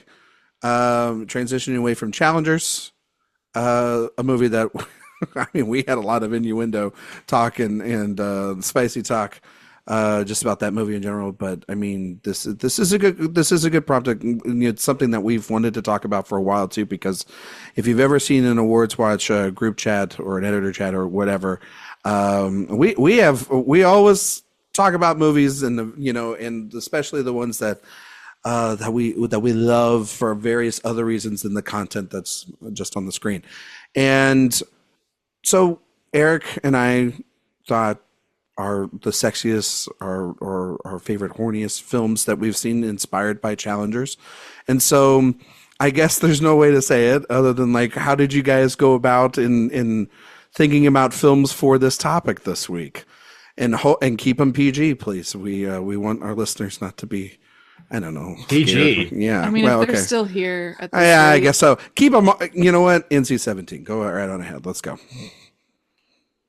For some of mine, I actually tried to think of good movies to pair with Challengers. So some movies that didn't go all the way there, that really were just these, like, that kind of went up to that point and then the camera would pull away, or that just had this eroticism, but not necessarily the like sex scenes that you would come to expect. So I do have a few of those. And then I have others that are, I think, a bit more like full. We'll get there when we talk about them, but where they're known for their sex scenes, essentially. Yeah. I have a good mix on mine as well. Yeah. Yeah, I did the same. I looked at things that I felt sort of had like a lateral connection to. I looked at things that were either specifically heterosexual or specifically gay. I looked at actually scenes that had such a great horniness or even like comic sexuality to them that I really liked. Subtext, all text, everything. I have a little bit of a lot of things. All right. When you wanted to like jump into one, Erik? Funnily enough, quite recently, with the Ripley miniseries that came out on Netflix, and with the 99 talented Mr. Ripley, there is this threesome, 2 male, 1 female connection here where one is a little bit of a submissive, one is trying to control the situation, and then you have a woman that's sort of in the middle. And that kind of that drew me to that. And also, Ripley is just on the top of my head right now, from the show, which I loved so much, and making me think of the film. So yeah, I kind of went to that. And it's so funny that last year we had Saltburn, and the sort of over obvious connection that Ripley had, or was sort of forced to have with it. But I feel this is more accurate than Saltburn was. It's obviously not a situation of murder, but it's a situation of repressed sexuality, but still has a lot of sensuality to it. So I kind of gravitated to that. That's on my list too. Yep. And when I wrote my Saltburn review, I remember like making a comment or the point that people would compare that to Ripley, but it really felt like its own thing in so many ways. Its influences felt very separate to me from Ripley, even though you obviously could make those comparisons. But with Ripley, I rewatched the movie again recently because I've been watching the show, and which I also love. And when I think about like horny or sexy or erotic movies, I think about sometimes like which ones were really formative for me.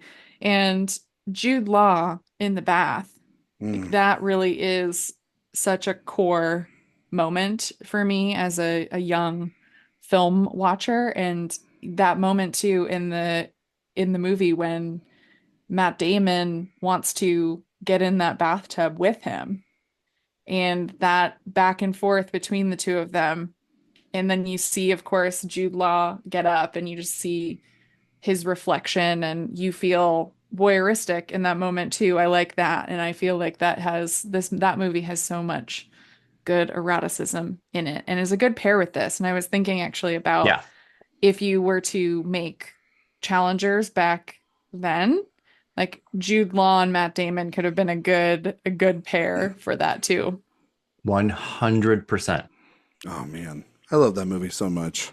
Yeah, beyond been watching the new series, and I think it's good.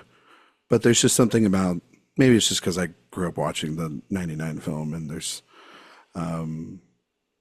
just something about that movie. It's just again, there's sequences too where you could feel the sweat. I think there's something about the movies that get us to have such a strong sensual reaction to things too. Is the way that they're shot, or the way in which these characters are depicted, and how it's almost like this 4D X experience, right? Where you are immersed, you're immersed into a world like that. And yeah, I love that movie so much. And yeah, I mean, Jude Law, formative. And still can get it. I remember a couple of years ago, I saw Jude Law come out of a screening at AFI, and I held the door open for him, and I was kind of like tongue-tied. And it took me walking over to this party or wherever that we were at, and then I talked to him again, and then I actually was able to form a sentence. He's very important, I think, to everybody here. And he's a very important person. Very, very important person. Sophia, do you have another film? Yeah, my next one also has a very important person trademark to me, with George Clooney, and that is Out of Sight. Oh, yeah. Steven Soderbergh. I love this movie. And again, when I think about movies that don't push it all the way, but are still so like that have that sensual quality to them, I think about the chemistry between J-Lo and Clooney when they are in that trunk together. they're about as close as they can be, and you just feel everything from them. So I had to put that on the list. And Ryan, I talked to you and Jay about this one a long time ago. Yeah. Yeah, and what I liked on our about old it. show. Yeah. Yeah, but this is one of my favorite, like all-time favorite movies. Just seeing them meet for the first time and just how their relationship evolves. And I just think it really is one of the hottest movies ever made, and just extreme chemistry. Yeah, I mean, it's like a movie where we all know that, I mean, like, they're two of the most beautiful people on the planet. Mm-hmm. They're in this cat and mouse game between one another.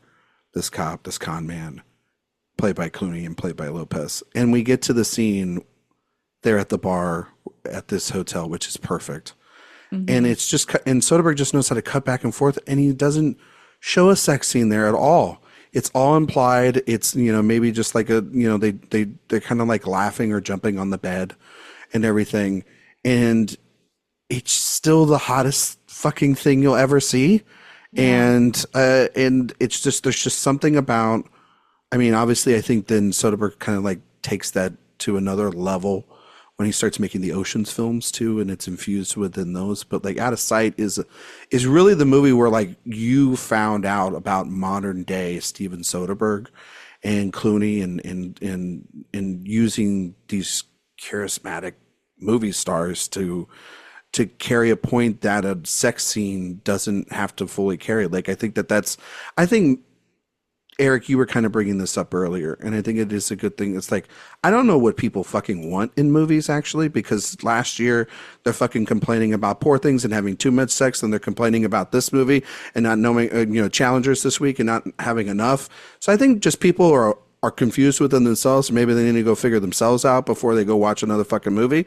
But if you want to figure something out, Out of Sight is not a bad movie to do it, because it's the kind of perfect thing of what you want from a movie that's trying to just be itself and confident within itself, but then it's just ultra sexy at the same time. Mm-hmm.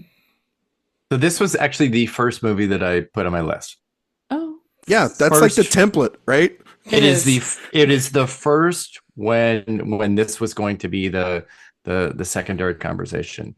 I think it is Soderbergh's best film. I think it is Jennifer Lopez's best performance. I think it is George Clooney at the height of his powers, his best performance.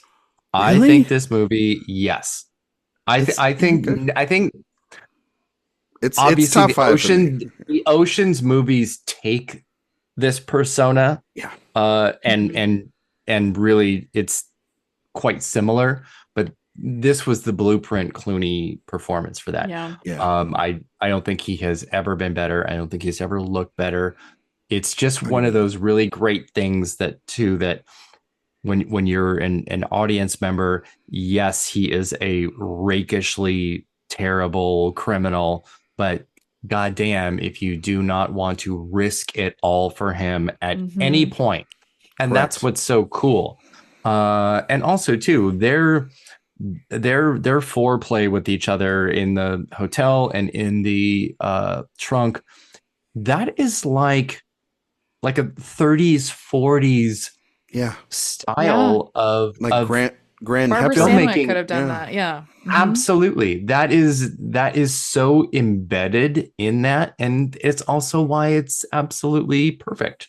No, Out of Sight is a perfect film.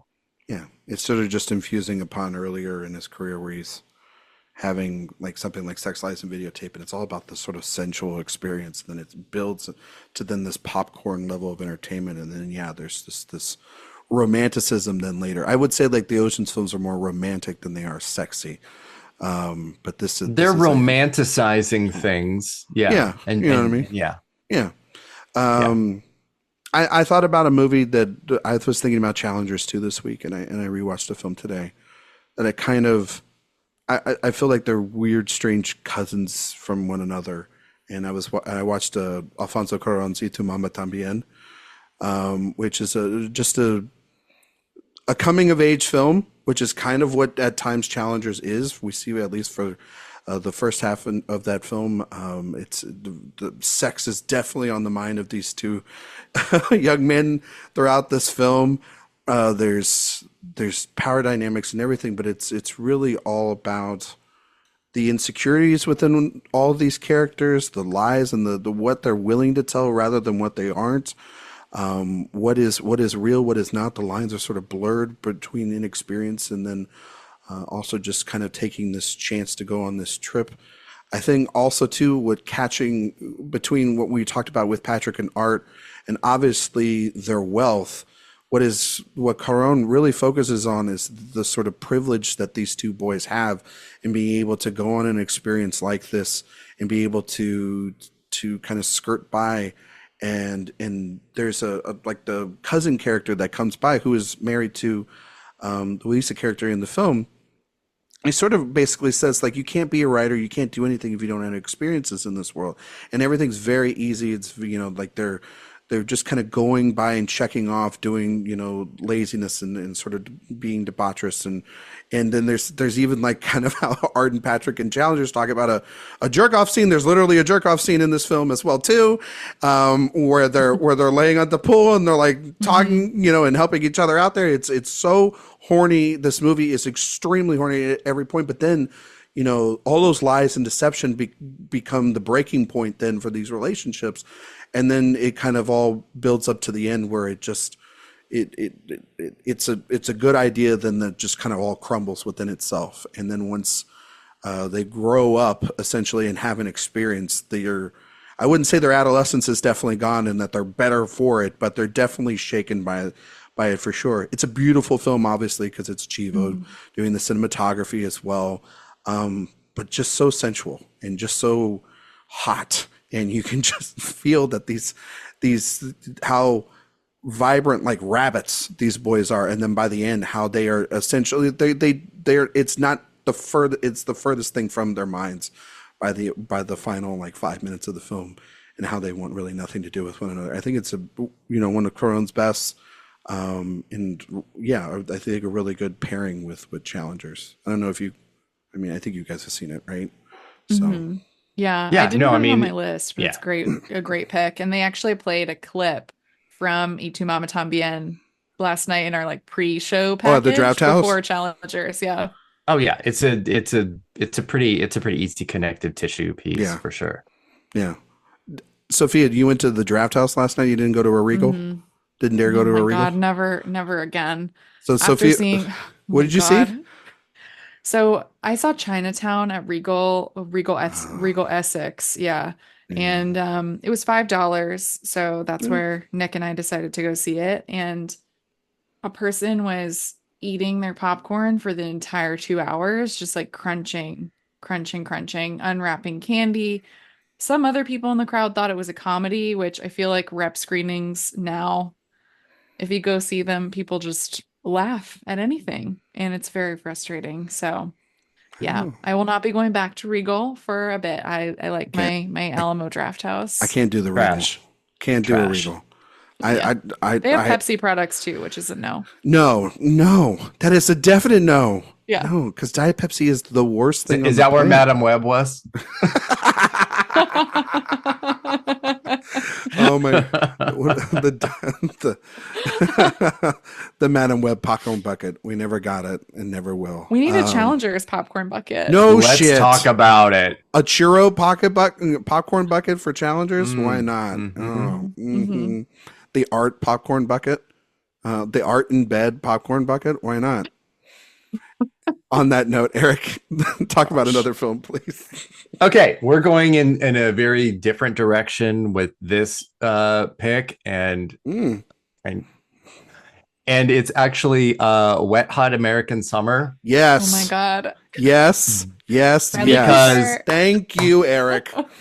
Yes, because we have the Art and Tashi relationship in Bradley Cooper and Amy Poehler, with Patrick, aka Michael Ian Black, coming in to fuck it up. Literally. So much so that maybe the wedding scene in Wet Hot American Summer is what happens after the end of the match in Challengers. We don't know, but it could be. Could be. It's I mean, I love Wet Hot American Summer. I think it is an absolute, masterpiece of satire. I think it is one of the funniest movies of all time. I think it is also one of Bradley Cooper's best performances. Or if it's a performance at all, I think he's really, really, really funny in it, and really good and believable. It's very natural. I don't know. I love how he didn't walk the stage at college because he was shooting this film. He didn't walk the stage at the Actors Academy or whatever. Georgetown? No. Because he was at the Actors Studio. At the Actors Studio, yeah. And it was like they were gonna walk the stage and he couldn't because he was, getting all of that Michael Ian Black in him, As one does. As one does. Yeah. Wow. Yeah, but obviously it's a funny pick. No, it's a good it's one of those movies that was on Showtime or HBO all the time. It's a great movie. When I was a kid, and it was just like, when it got to that scene, it's like, okay, make sure nobody comes in the room because you can't, don't want any questions, but also it's like a great movie, and it's all about everybody trying to have sex with one another. It's great. It definitely is. Sophia? I watched this in the height of my Bradley Cooper obsession. So when I was in every day? Oh, wait. And no, I mean, it's waned a little bit, but when I was, so when are I was you in high reining school, it in? I'm reining it in. He certainly isn't in this movie, but I agree. I think this is one of his best performances in a very funny movie. It's a fun movie. To fully pivot away from comedy, I would say, and the complete opposite of Wet Hot American Summer, I have In the Mood for Love, Wong Kar-wai. Yeah. Which I just saw in theaters at a rep screening a few weeks ago. And I had only ever watched it at home before, and I just can't recommend seeing it on the big screen enough. Of course, this story in Hong Kong about this man and a woman who live in the same building, and they find out that her husband and his wife are having an affair. And this, I think, is just a movie that's all about yearning and this sort of unconsummated love. And when I watch this movie, I just have never wanted two characters to get together more, just to kind of throw out these rules that they've created for themselves and for their relationship. And I just think also Tony Leung's performance in this movie is everything. The editing is some of the best. The way that it plays with music, it's all this subtle eroticism that Wong Kar-wai is so good at. And I think it's one of the most beautiful movies ever made, and it's so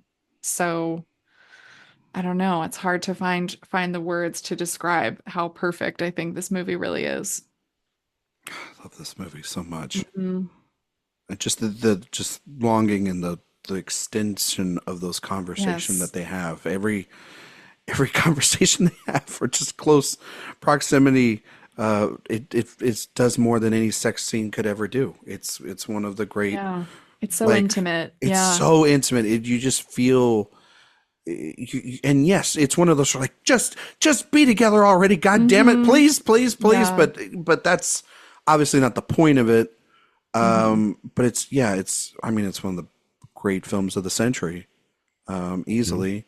And from a director that is no secret at making these really just beautiful, tender films. And this is his masterpiece. This is his opus. Yeah, Erik. Mm-hmm. Erik doesn't like it. Yeah, no, I don't think so. Boo! Thumbs down. Thumbs down. Show me banging. No. Title of your memoir. It's on my tombstone. Yeah. Oh my God. No, I couldn't possibly love this movie anymore. It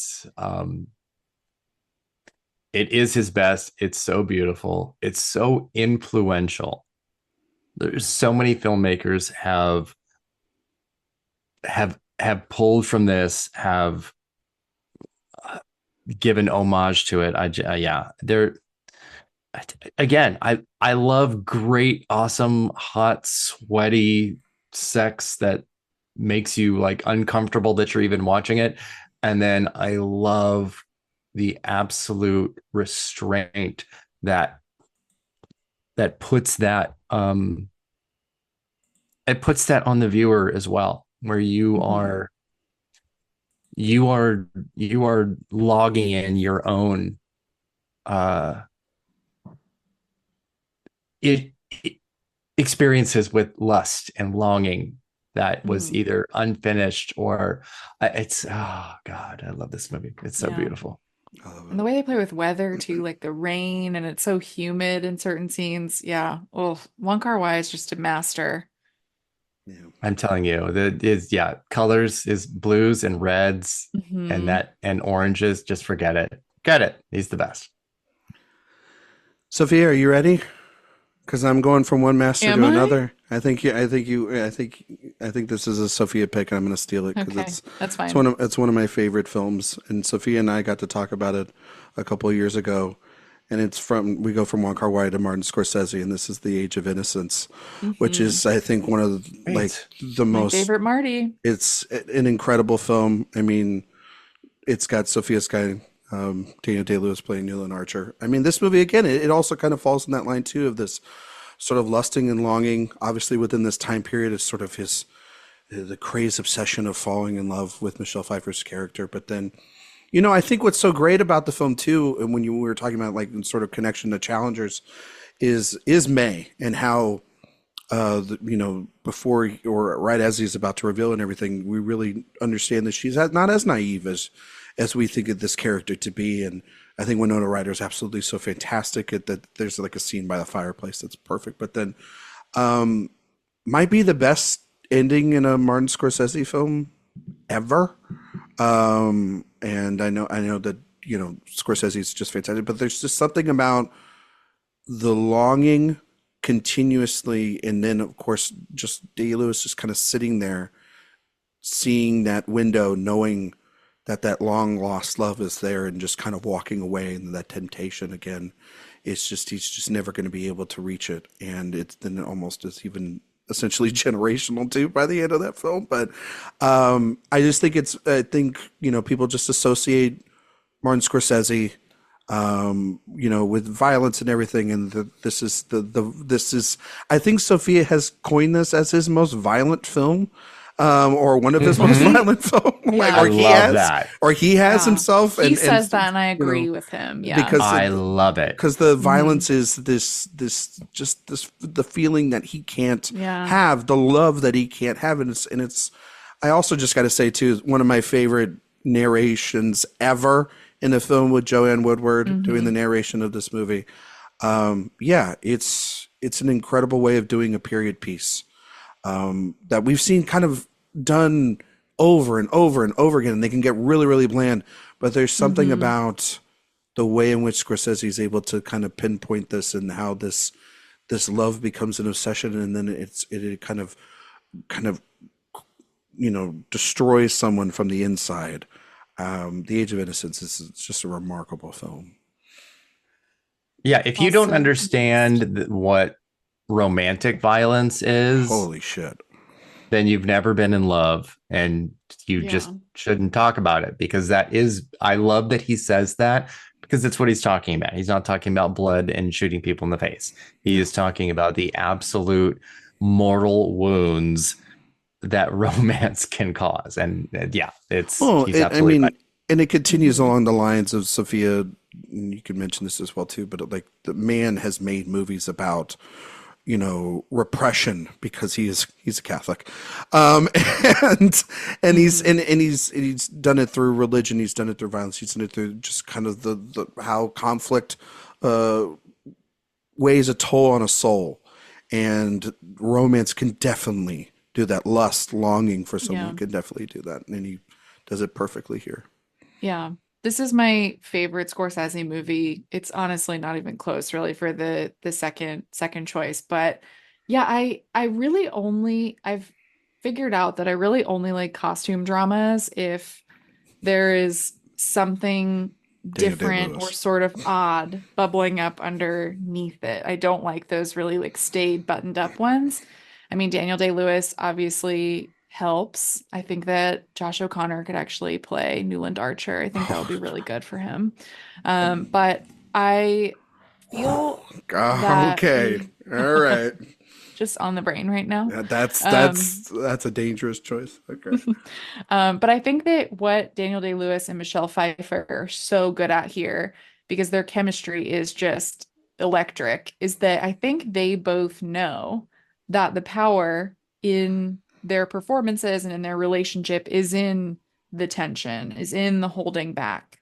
Because you, like some of the other ones we've talked about, you don't see much. Like him putting his head in her lap is enough, right? That's all you really need, I think, to feel the pain. And again, the cruelty of the movie, the violence, is that Newland is drawn to a version of Ellen, and Ellen is drawn to a version of Newland that currently exists, right? But both of them are being forced to change, or they have pressure to change to either fit society or break free of society, in this tension of what could happen to their relationship if one of them changes, if both of them changes, that could all be lost. So it feels very temporary. And that, I think, is where a lot of the pain comes from too. So this is a great choice. It is very romantic, very, yeah. And their chemistry, I mean, it's just, they're very hot together. Yeah. It's a steamy Birthday movie. twins. Yes. Yes. Tomorrow. Oh yeah, or the day April of this 29th. release. Yeah, The day of this release. Yeah. Yes. Yeah. Erik, want to do another one? Yeah, I have a whole lot of random things, but I want to pair a couple of things just to get them out. Yeah. And that is Fassbender's Quarrel and Claire Denis' Beau Travail, which are not like what we've been talking about before, but still these are both examples of a more upfront physical horniness that is also subtextual. Quarrel obviously a little bit more so, because it is really dipping its quill into gay subculture and isn't shy about it. I love Brad Davis so much. I think he was such a fantastic actor for the really short time that he was really with us in But Beau Travail is my favorite Claire Denis. It is the greatest example of masculinity sort of disguising subtextual attraction, and it's really just the greatest, I think, example of that, which is such a big part of, I think, everything that we're talking about, which is we're not talking about Basic Instinct. Great movie, but that's not the style of the kind of things that we're really talking about. We're talking about the things that require its We'll do an erotic thriller characters episode. I'll talk about erotic thrillers for 5 hours. We'll do that down the road. Me too. Yeah. But we're talking about characters that are either required to suppress things so that we can kind of feel that, or it's just presenting things in a way that have just the right gaze that we're looking at it a certain way. And that's definitely what Beau Travail does. So it's why it's on my list. No, I love that movie. Both of them are. Another 1999 movie. Maybe a year we're going to talk about it in a couple of weeks. Who knows? Sophia? Beau Travail was also on my list, so I'm glad that you brought that one up. I think for my next one, let's see here. I'm going to go with, I have a few too that I feel like we'll just list at the end, but I did want to highlight the greatest sex scene in all film for me, just the lore around it, which is Don't Look Now. I knew you were going to do this. I knew you were going to do this. Rogue film. The fact that Warren Beatty wanted to stop Paramount from releasing this movie when he heard about the sex scene between Julie Christie, who he was dating at the time, He's so and vain. Donald Sutherland. I mean, it's just that's all you Warren, really that's Warren really Beatty need for to you. know. That's Warren Beatty. But what I find so, I don't know, this in particular, why I wanted to pick this one is because when I watched this movie, which is, one of my all-time favorite horror movies, favorite movies in general, is that you feel like you shouldn't be watching them. Mm-hmm. And that is always a feeling that you have to, I think, when you're watching movies like this, like interrogate if you feel that way when you're watching a sex scene in particular. And this one, I feel like, is because there are so many, the way that the editing works, there are so many intimate moments that are cross-cut between the moments of them having sex, like the brushing their teeth, to walking together, getting dressed, getting undressed, that just feel so like you're watching a real couple. And that, I think, they just feel so comfortable and natural together. And the fact that this is taking place after the death of their child, right? It's this like grief is entangled with the sex here, and this, this dead place like Venice, it creates this really dark feeling, but I think one that is still just incredibly hot because they have such great chemistry. So I had to point out Don't Look Now, of course, rumored to be unsimulated as well. Donald Sutherland denies, but I don't know. I was going to try to rewatch this again before, and I just ran out of time. Mm-hmm. I know I should have too, but I knew that Sophia was going to pick this up. Yeah, and I was like, I knew Sophia had my back on this one. Yeah, it's a masterpiece. It's incredible. I mean, it's also quite terrifying at times too, and but just rather beautiful. One of those great movies that it's on it's Criterion Collection. I think you can watch it on the streaming service too. Like, watch it. It's new 4K. New 4K. You can watch that scene in 4K. Yeah. Warren Beatty shaking. Yeah. I think we have to talk about the movie that's also the only poster that I ever see every week here when I look at Eric Anderson. Right behind him is a picture of Heath Ledger and Jake Gyllenhaal. And I had to talk about Brokeback Mountain. I think it kind of, we're talking about movies of suppressing romances. There's no, I think, more iconic one, at least in terms of the full zeitgeist of the last 25 years, 30 years.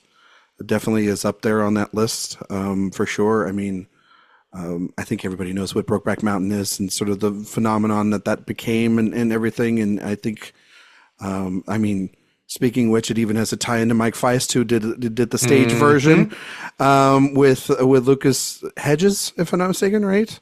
Yes. And I remember. I mean, Sophia, you talk about the sex scenes of movies being what could then scare you away, or you don't want maybe a parent to walk in, or you're scared to walk into a theater of a rep screening of it. Like this was a movie I remember at the time where it was like buy a ticket, and walk out of that, and people were scared to, because it was you would be labeled a certain way rather than just going to a movie and seeing a beautiful love story. And it was a cultural phenomenon, and there's a lot of backlash that came to it. There's a terrible Best Picture winner that is the cause of it, and everything. But its legacy is that of, I mean, still one of Heath Ledger's greatest performances, still one of Jake Gyllenhaal's best performances. Anne Hathaway and Michelle Williams are in it as well. And hey, I'm just, it's not their best work. All right. Okay. Hey, listen, that was actually of the 855,000 3 tickets to Challengers, please. One of the funniest ones was Michelle Williams looking out the window. That was funny as hell. Jack twist. I'm all for that. It's a beautiful film. I mean, every time I watch it, it's fine. No, it's fine. You don't fucking love it. It's one of the most beautiful endings ever to a movie. I love it. and I think they're releasing a 4K of that as well too soon for the coming up on 20 years of it being out. But yeah, I mean, Erik, where's the can of beans tie-in for that movie? Bring it on. Every Let's 4K go. comes with a can of beans. Hell yes. What do I think about Brokeback Mountain? Yeah, what do you really? think about? Yeah, what do you think about? Just you can give us Come on. maybe 2 sentences. Can you give us 2 sentences on it? Come on, no, it's yes. There is real sex in it, and then everything else is a lot of longing after that. Yeah. So you have longing leading up to it, deep attraction, and then Jack Twist trying to find a way back there through other means, and other husbands and other people, and never able to find the way back there. Yeah. And again, this is what we're talking about. This is about longing. This is about unrequited, or two people that are not at the same place at the same time. So your connection is so brief because you're not there. We're not talking about romantic comedies where they do finally get together in the end. This is much more painful than that. And yeah, that's what I would say. It's a very painful movie in terms of very much so. I'm sorry, but like Anne Hathaway on the phone call telling Heath Ledger what happened, even though it's not really how it happened. No. Oscar. But the cut, the edit back to what he believes in, that's incredible.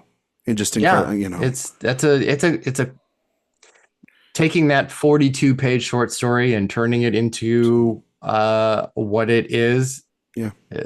Complicated, incredible, beautiful work. Yeah. Sophia. Yeah. I knew that one of you would bring it up. I thought Erik would probably have it on his list. Stole it right from him. I didn't put it on mine, but yeah, I saw this movie for the first time when I was in 7th grade. It was like when I was really getting into the Oscars, and it devastated me. It was one of those movies that I feel like made me an adult. But you're a big Crash fan, right? I'm a fan of the other Crash with James Spader, which is on my list. Yeah, there you go. Me too. Yeah, no, I love the other Crash, I will say. Let's just go to it.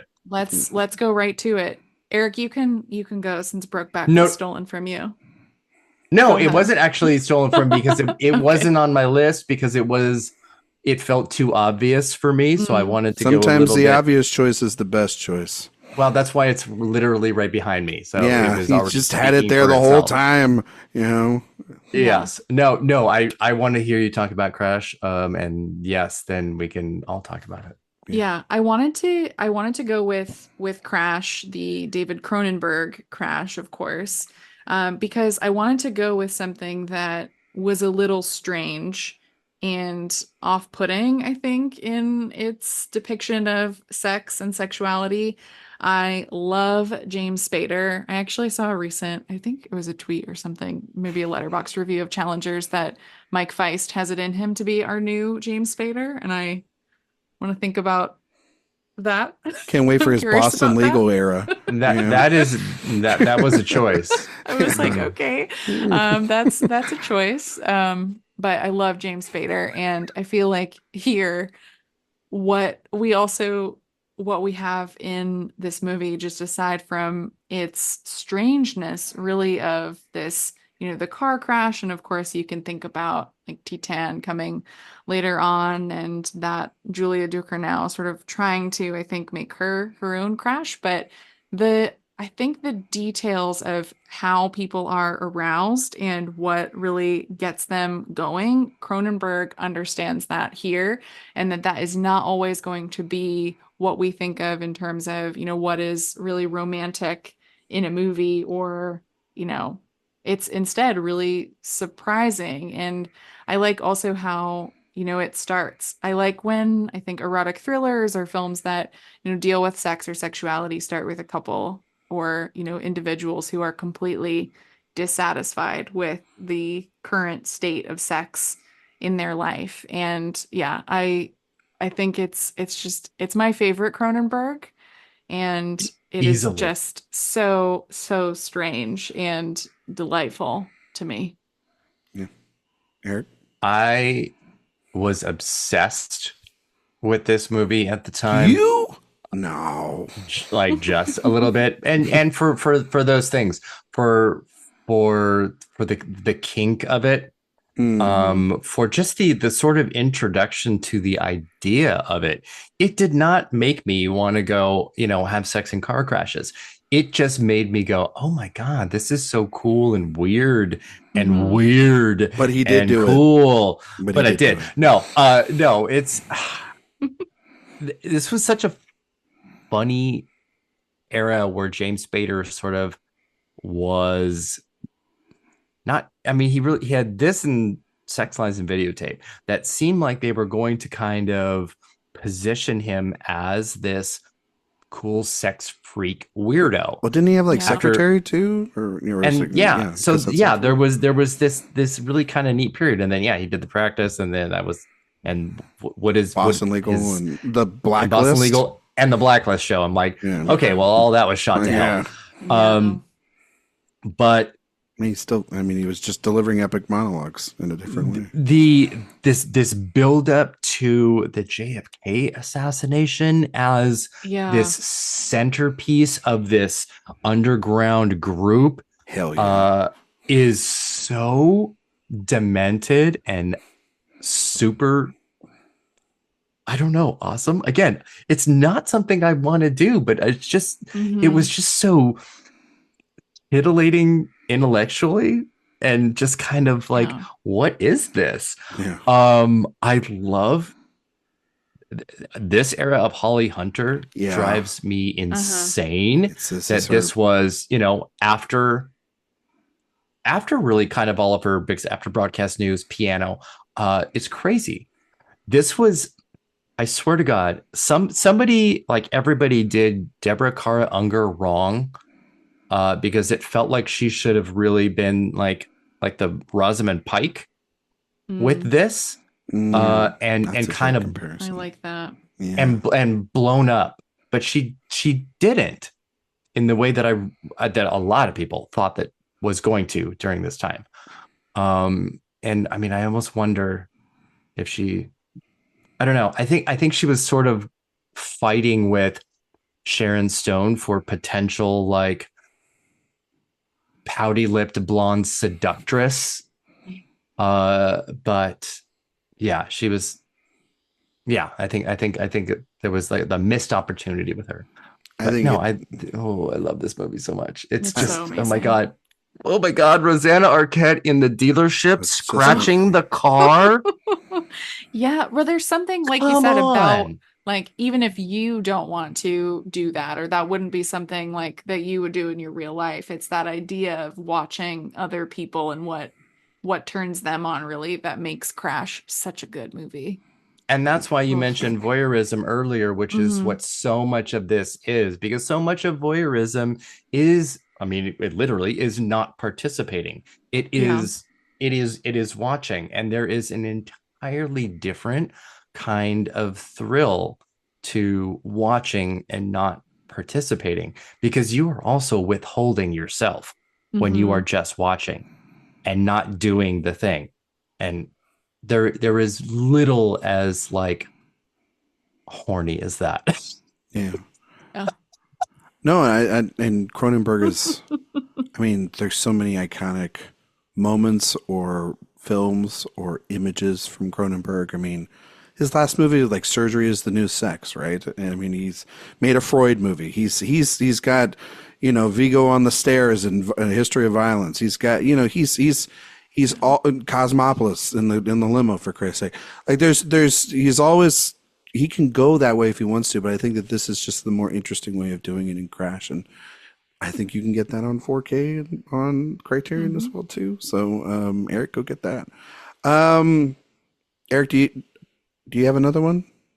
Let's see. I mean, I want to throw just two scenes out. Okay. Again, totally opposite ends of the spectrum here, but that I just think are kind of fun. One is in Bring It On. Oh my God. Here we go. When they're brushing their teeth at the sink. Because it is this unspoken center bathroom because they're on opposite sides of the bedroom, very Brady Bunch style. Yeah, the Jack and Jill. Mm-hmm. Yeah, with the Jack and Jill bathroom, and Jesse Bradford and Kirsten Dunst, top 5 performance, are attracted to each other, but they're repelled by each other in the very classic, romantic comedy kind of way. And the commentary of this DVD is wonderful, of talking about how much fighting it took to get this scene in there, because there's no song and there's no dialogue, and the studio was like demanding that they put a song over this scene, because there's like 85 songs in the movie and it's dead quiet, and it's fabulous. It is so fun and funny, and it's not sexual, but it's just flirtatious. Mm-hmm. And flirting is the beginning of all of this. So it's one of my favorites. It's one of my favorites. And then on the opposite side of that is the diner scene in Moonlight, I knew we were going to bring this up. Yeah, this is great. Even though earlier in the movie is this Challenger style, on the beach, masturbation on the beach. And then here we are 20 years later to this reconnection of two people who had the most personal connection you can have. And what that means, what it could mean.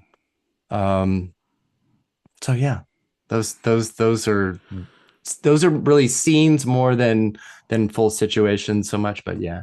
I think of the way the last frame then she gets uses in the film, because you would think, or the second to last frame, I guess you could say, because it's looking on the water is the final frame, but the second to last frame is, you would assume, because it has led this whole night of what you're talking about, that diner scene and making the meal, which the meal looks just beautiful in the back, in which Andre Holland makes everything.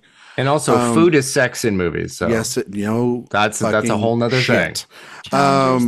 Yeah. Mm-hmm. The banana. We didn't even talk about the banana. Holy hell. Dunkin' breakfast sandwich that looks better than anything Dunkin' has ever made. Like that looks Thank like you. Yeah. Michelin star Dunkin'.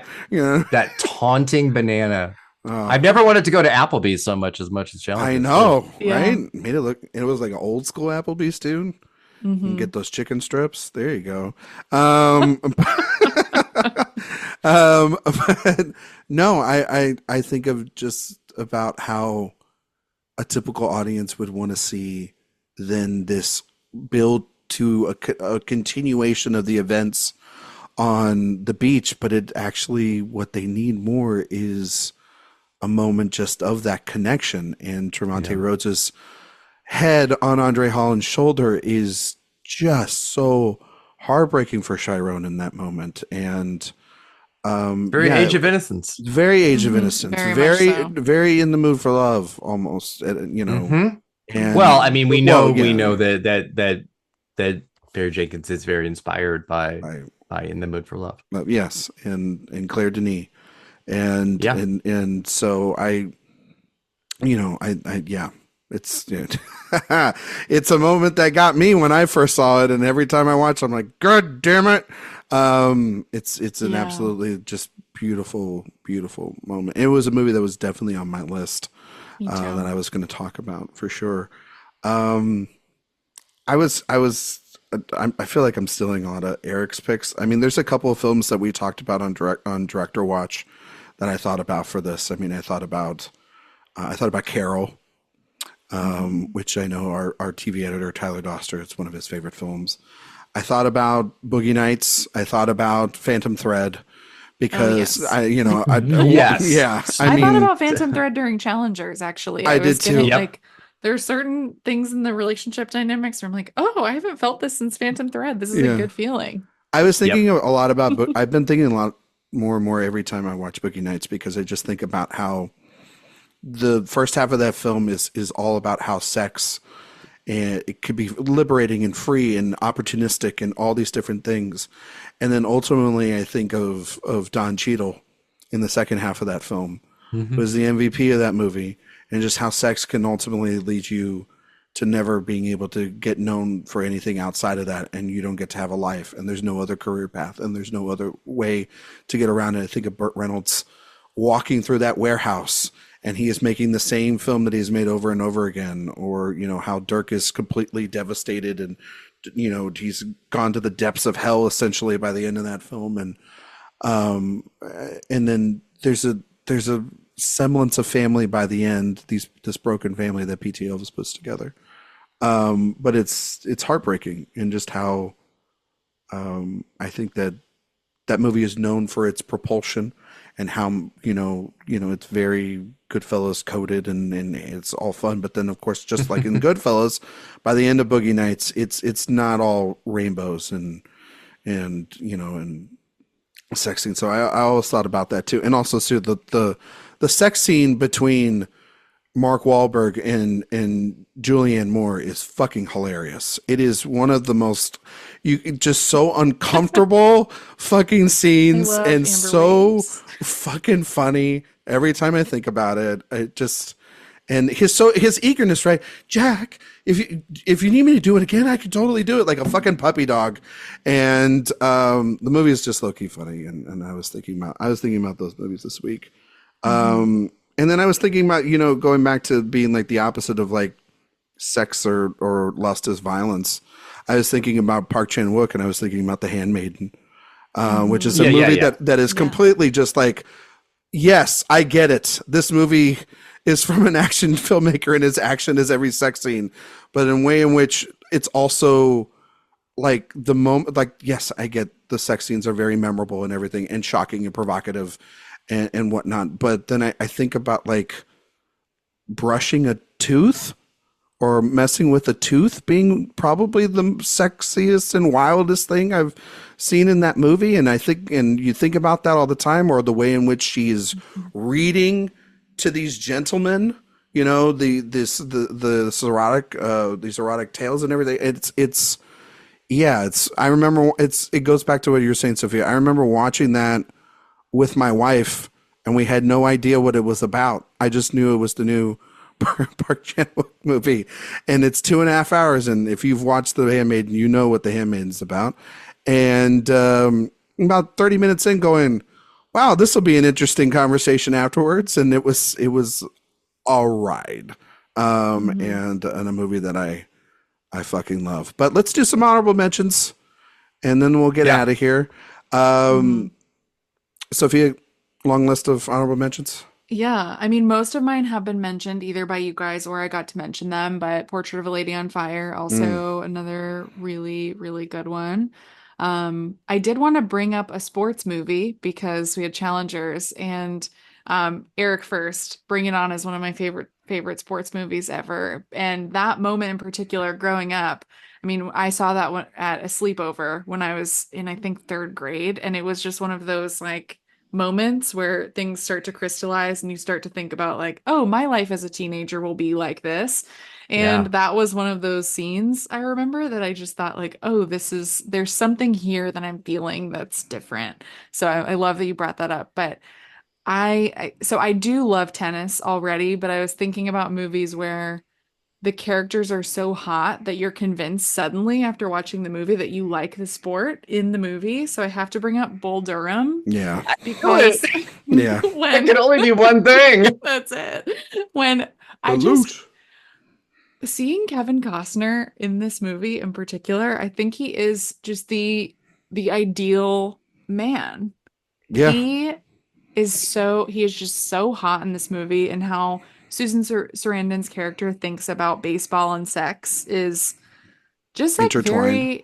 Yeah, they're intertwined and connected in the way that tennis and sex are intertwined in Challengers. They're very different movies, but I think it's interesting to think about that thematically, how, like I said earlier, athleticism and eroticism are so intertwined. And the first time I think I really saw that was in Bull Durham, and specifically between Kevin Costner and Susan Sarandon. So I had to bring that one up. She's teaching him as much as she's teaching Tim Robbins as much as Costner's teaching Tim Robbins, and then the sort of the lines get blurred, and it is perfect love triangle film. It's also fucking hilarious, and I just think of that shot where they're Sarandon and him are in the bathtub in the water. It's not even a shot of them.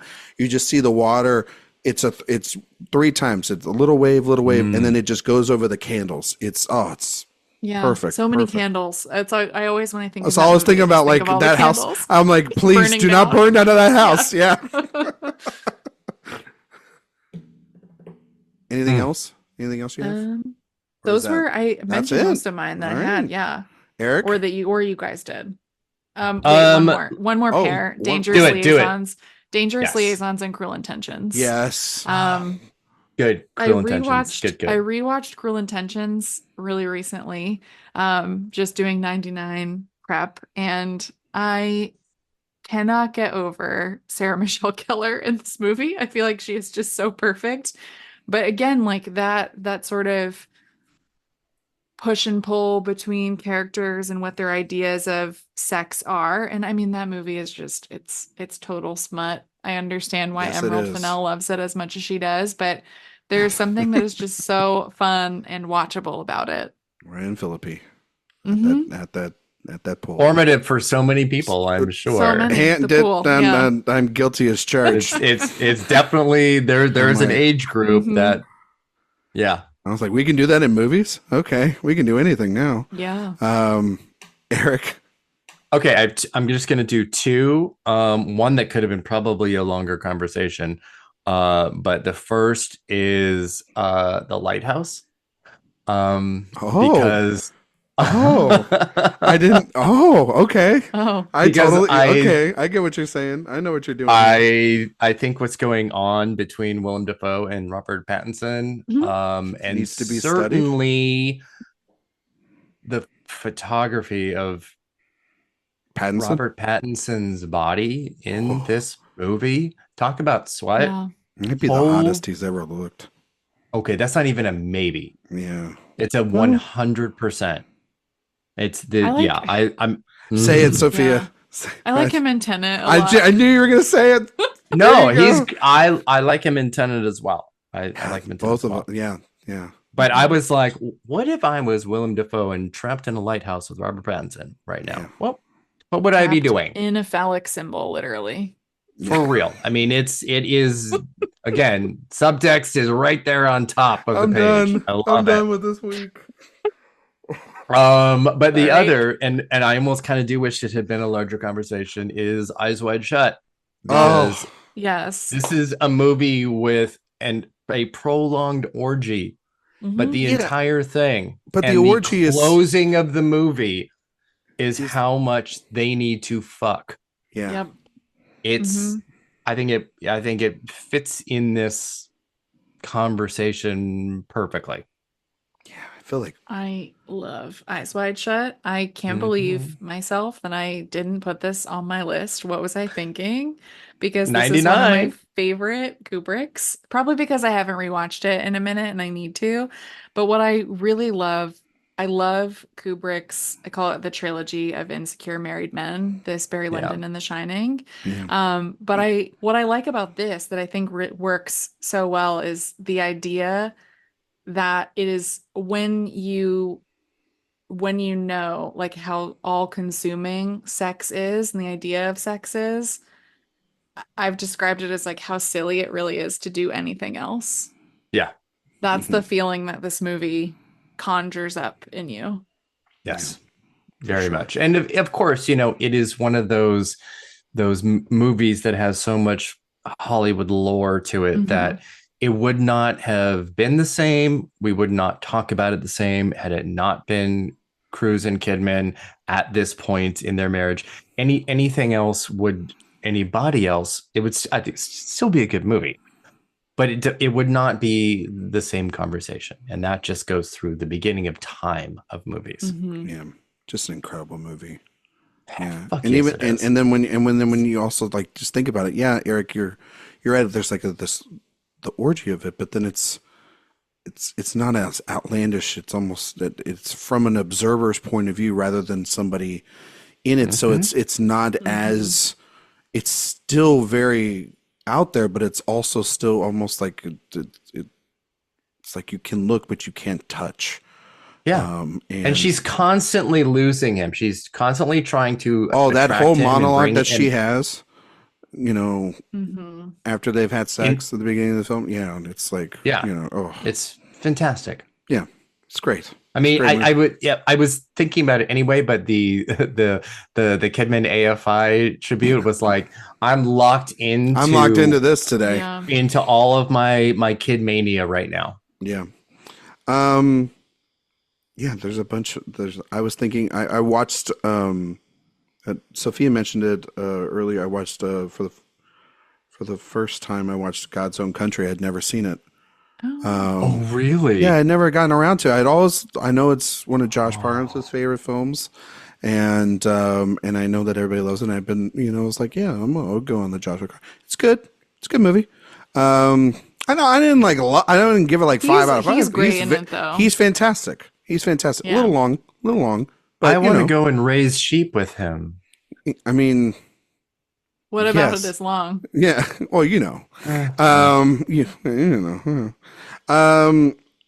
Weekend from Andrew Hay. I was like, if Eric's not going to mention it, I got to mention it. I rewatched that as well too. Just a wonderful film. I mean, obviously, like watching that's all just about love and romance in a bottle, essentially, and trying to squeeze as much as you can out of it within just a little bit of time. I mean, we've seen that done many times before, but there's just something super authentic about it from Andrew Hay, and we know that. And it's actually, when you watch that film and you're thinking back to the sort of conversations that Paul Mescal and Andrew Scott's characters have in All of Us Strangers, the film that came out last year, they have a really great sort of blend between the two films as well. Obviously, Love and Basketball was a movie. Yeah. We're talking about a sports movie. The sex scene in that film is hot, but then it's also just about this relationship and also about the drive one has for the sport and how it blends between the two and how it intersects within their lives.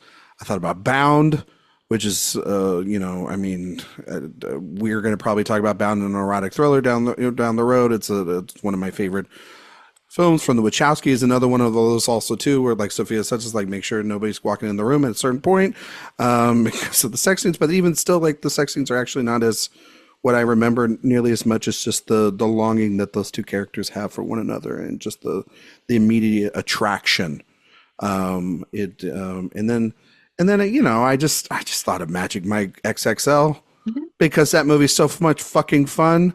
And it's completely different than the original. Like the original one is, it's kind of lying to the audience, and I actually love that about it, where it's subverting every expectation. And again, it's kind of like the second half of Boogie Nights, where it's like, we're gonna get an audience in here to a stripper movie, and we're gonna talk about the dangers of all that and the drugs and McConaughey's iconic performance in that film. But then you get like them just going on the road and Joe Manganiello in the gas station and Jada Pinkett Smith and her performance in it. It's such a wild, fun film.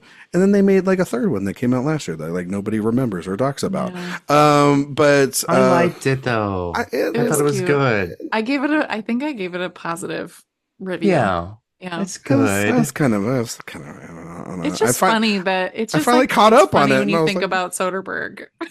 Yeah, it's that. in context less good.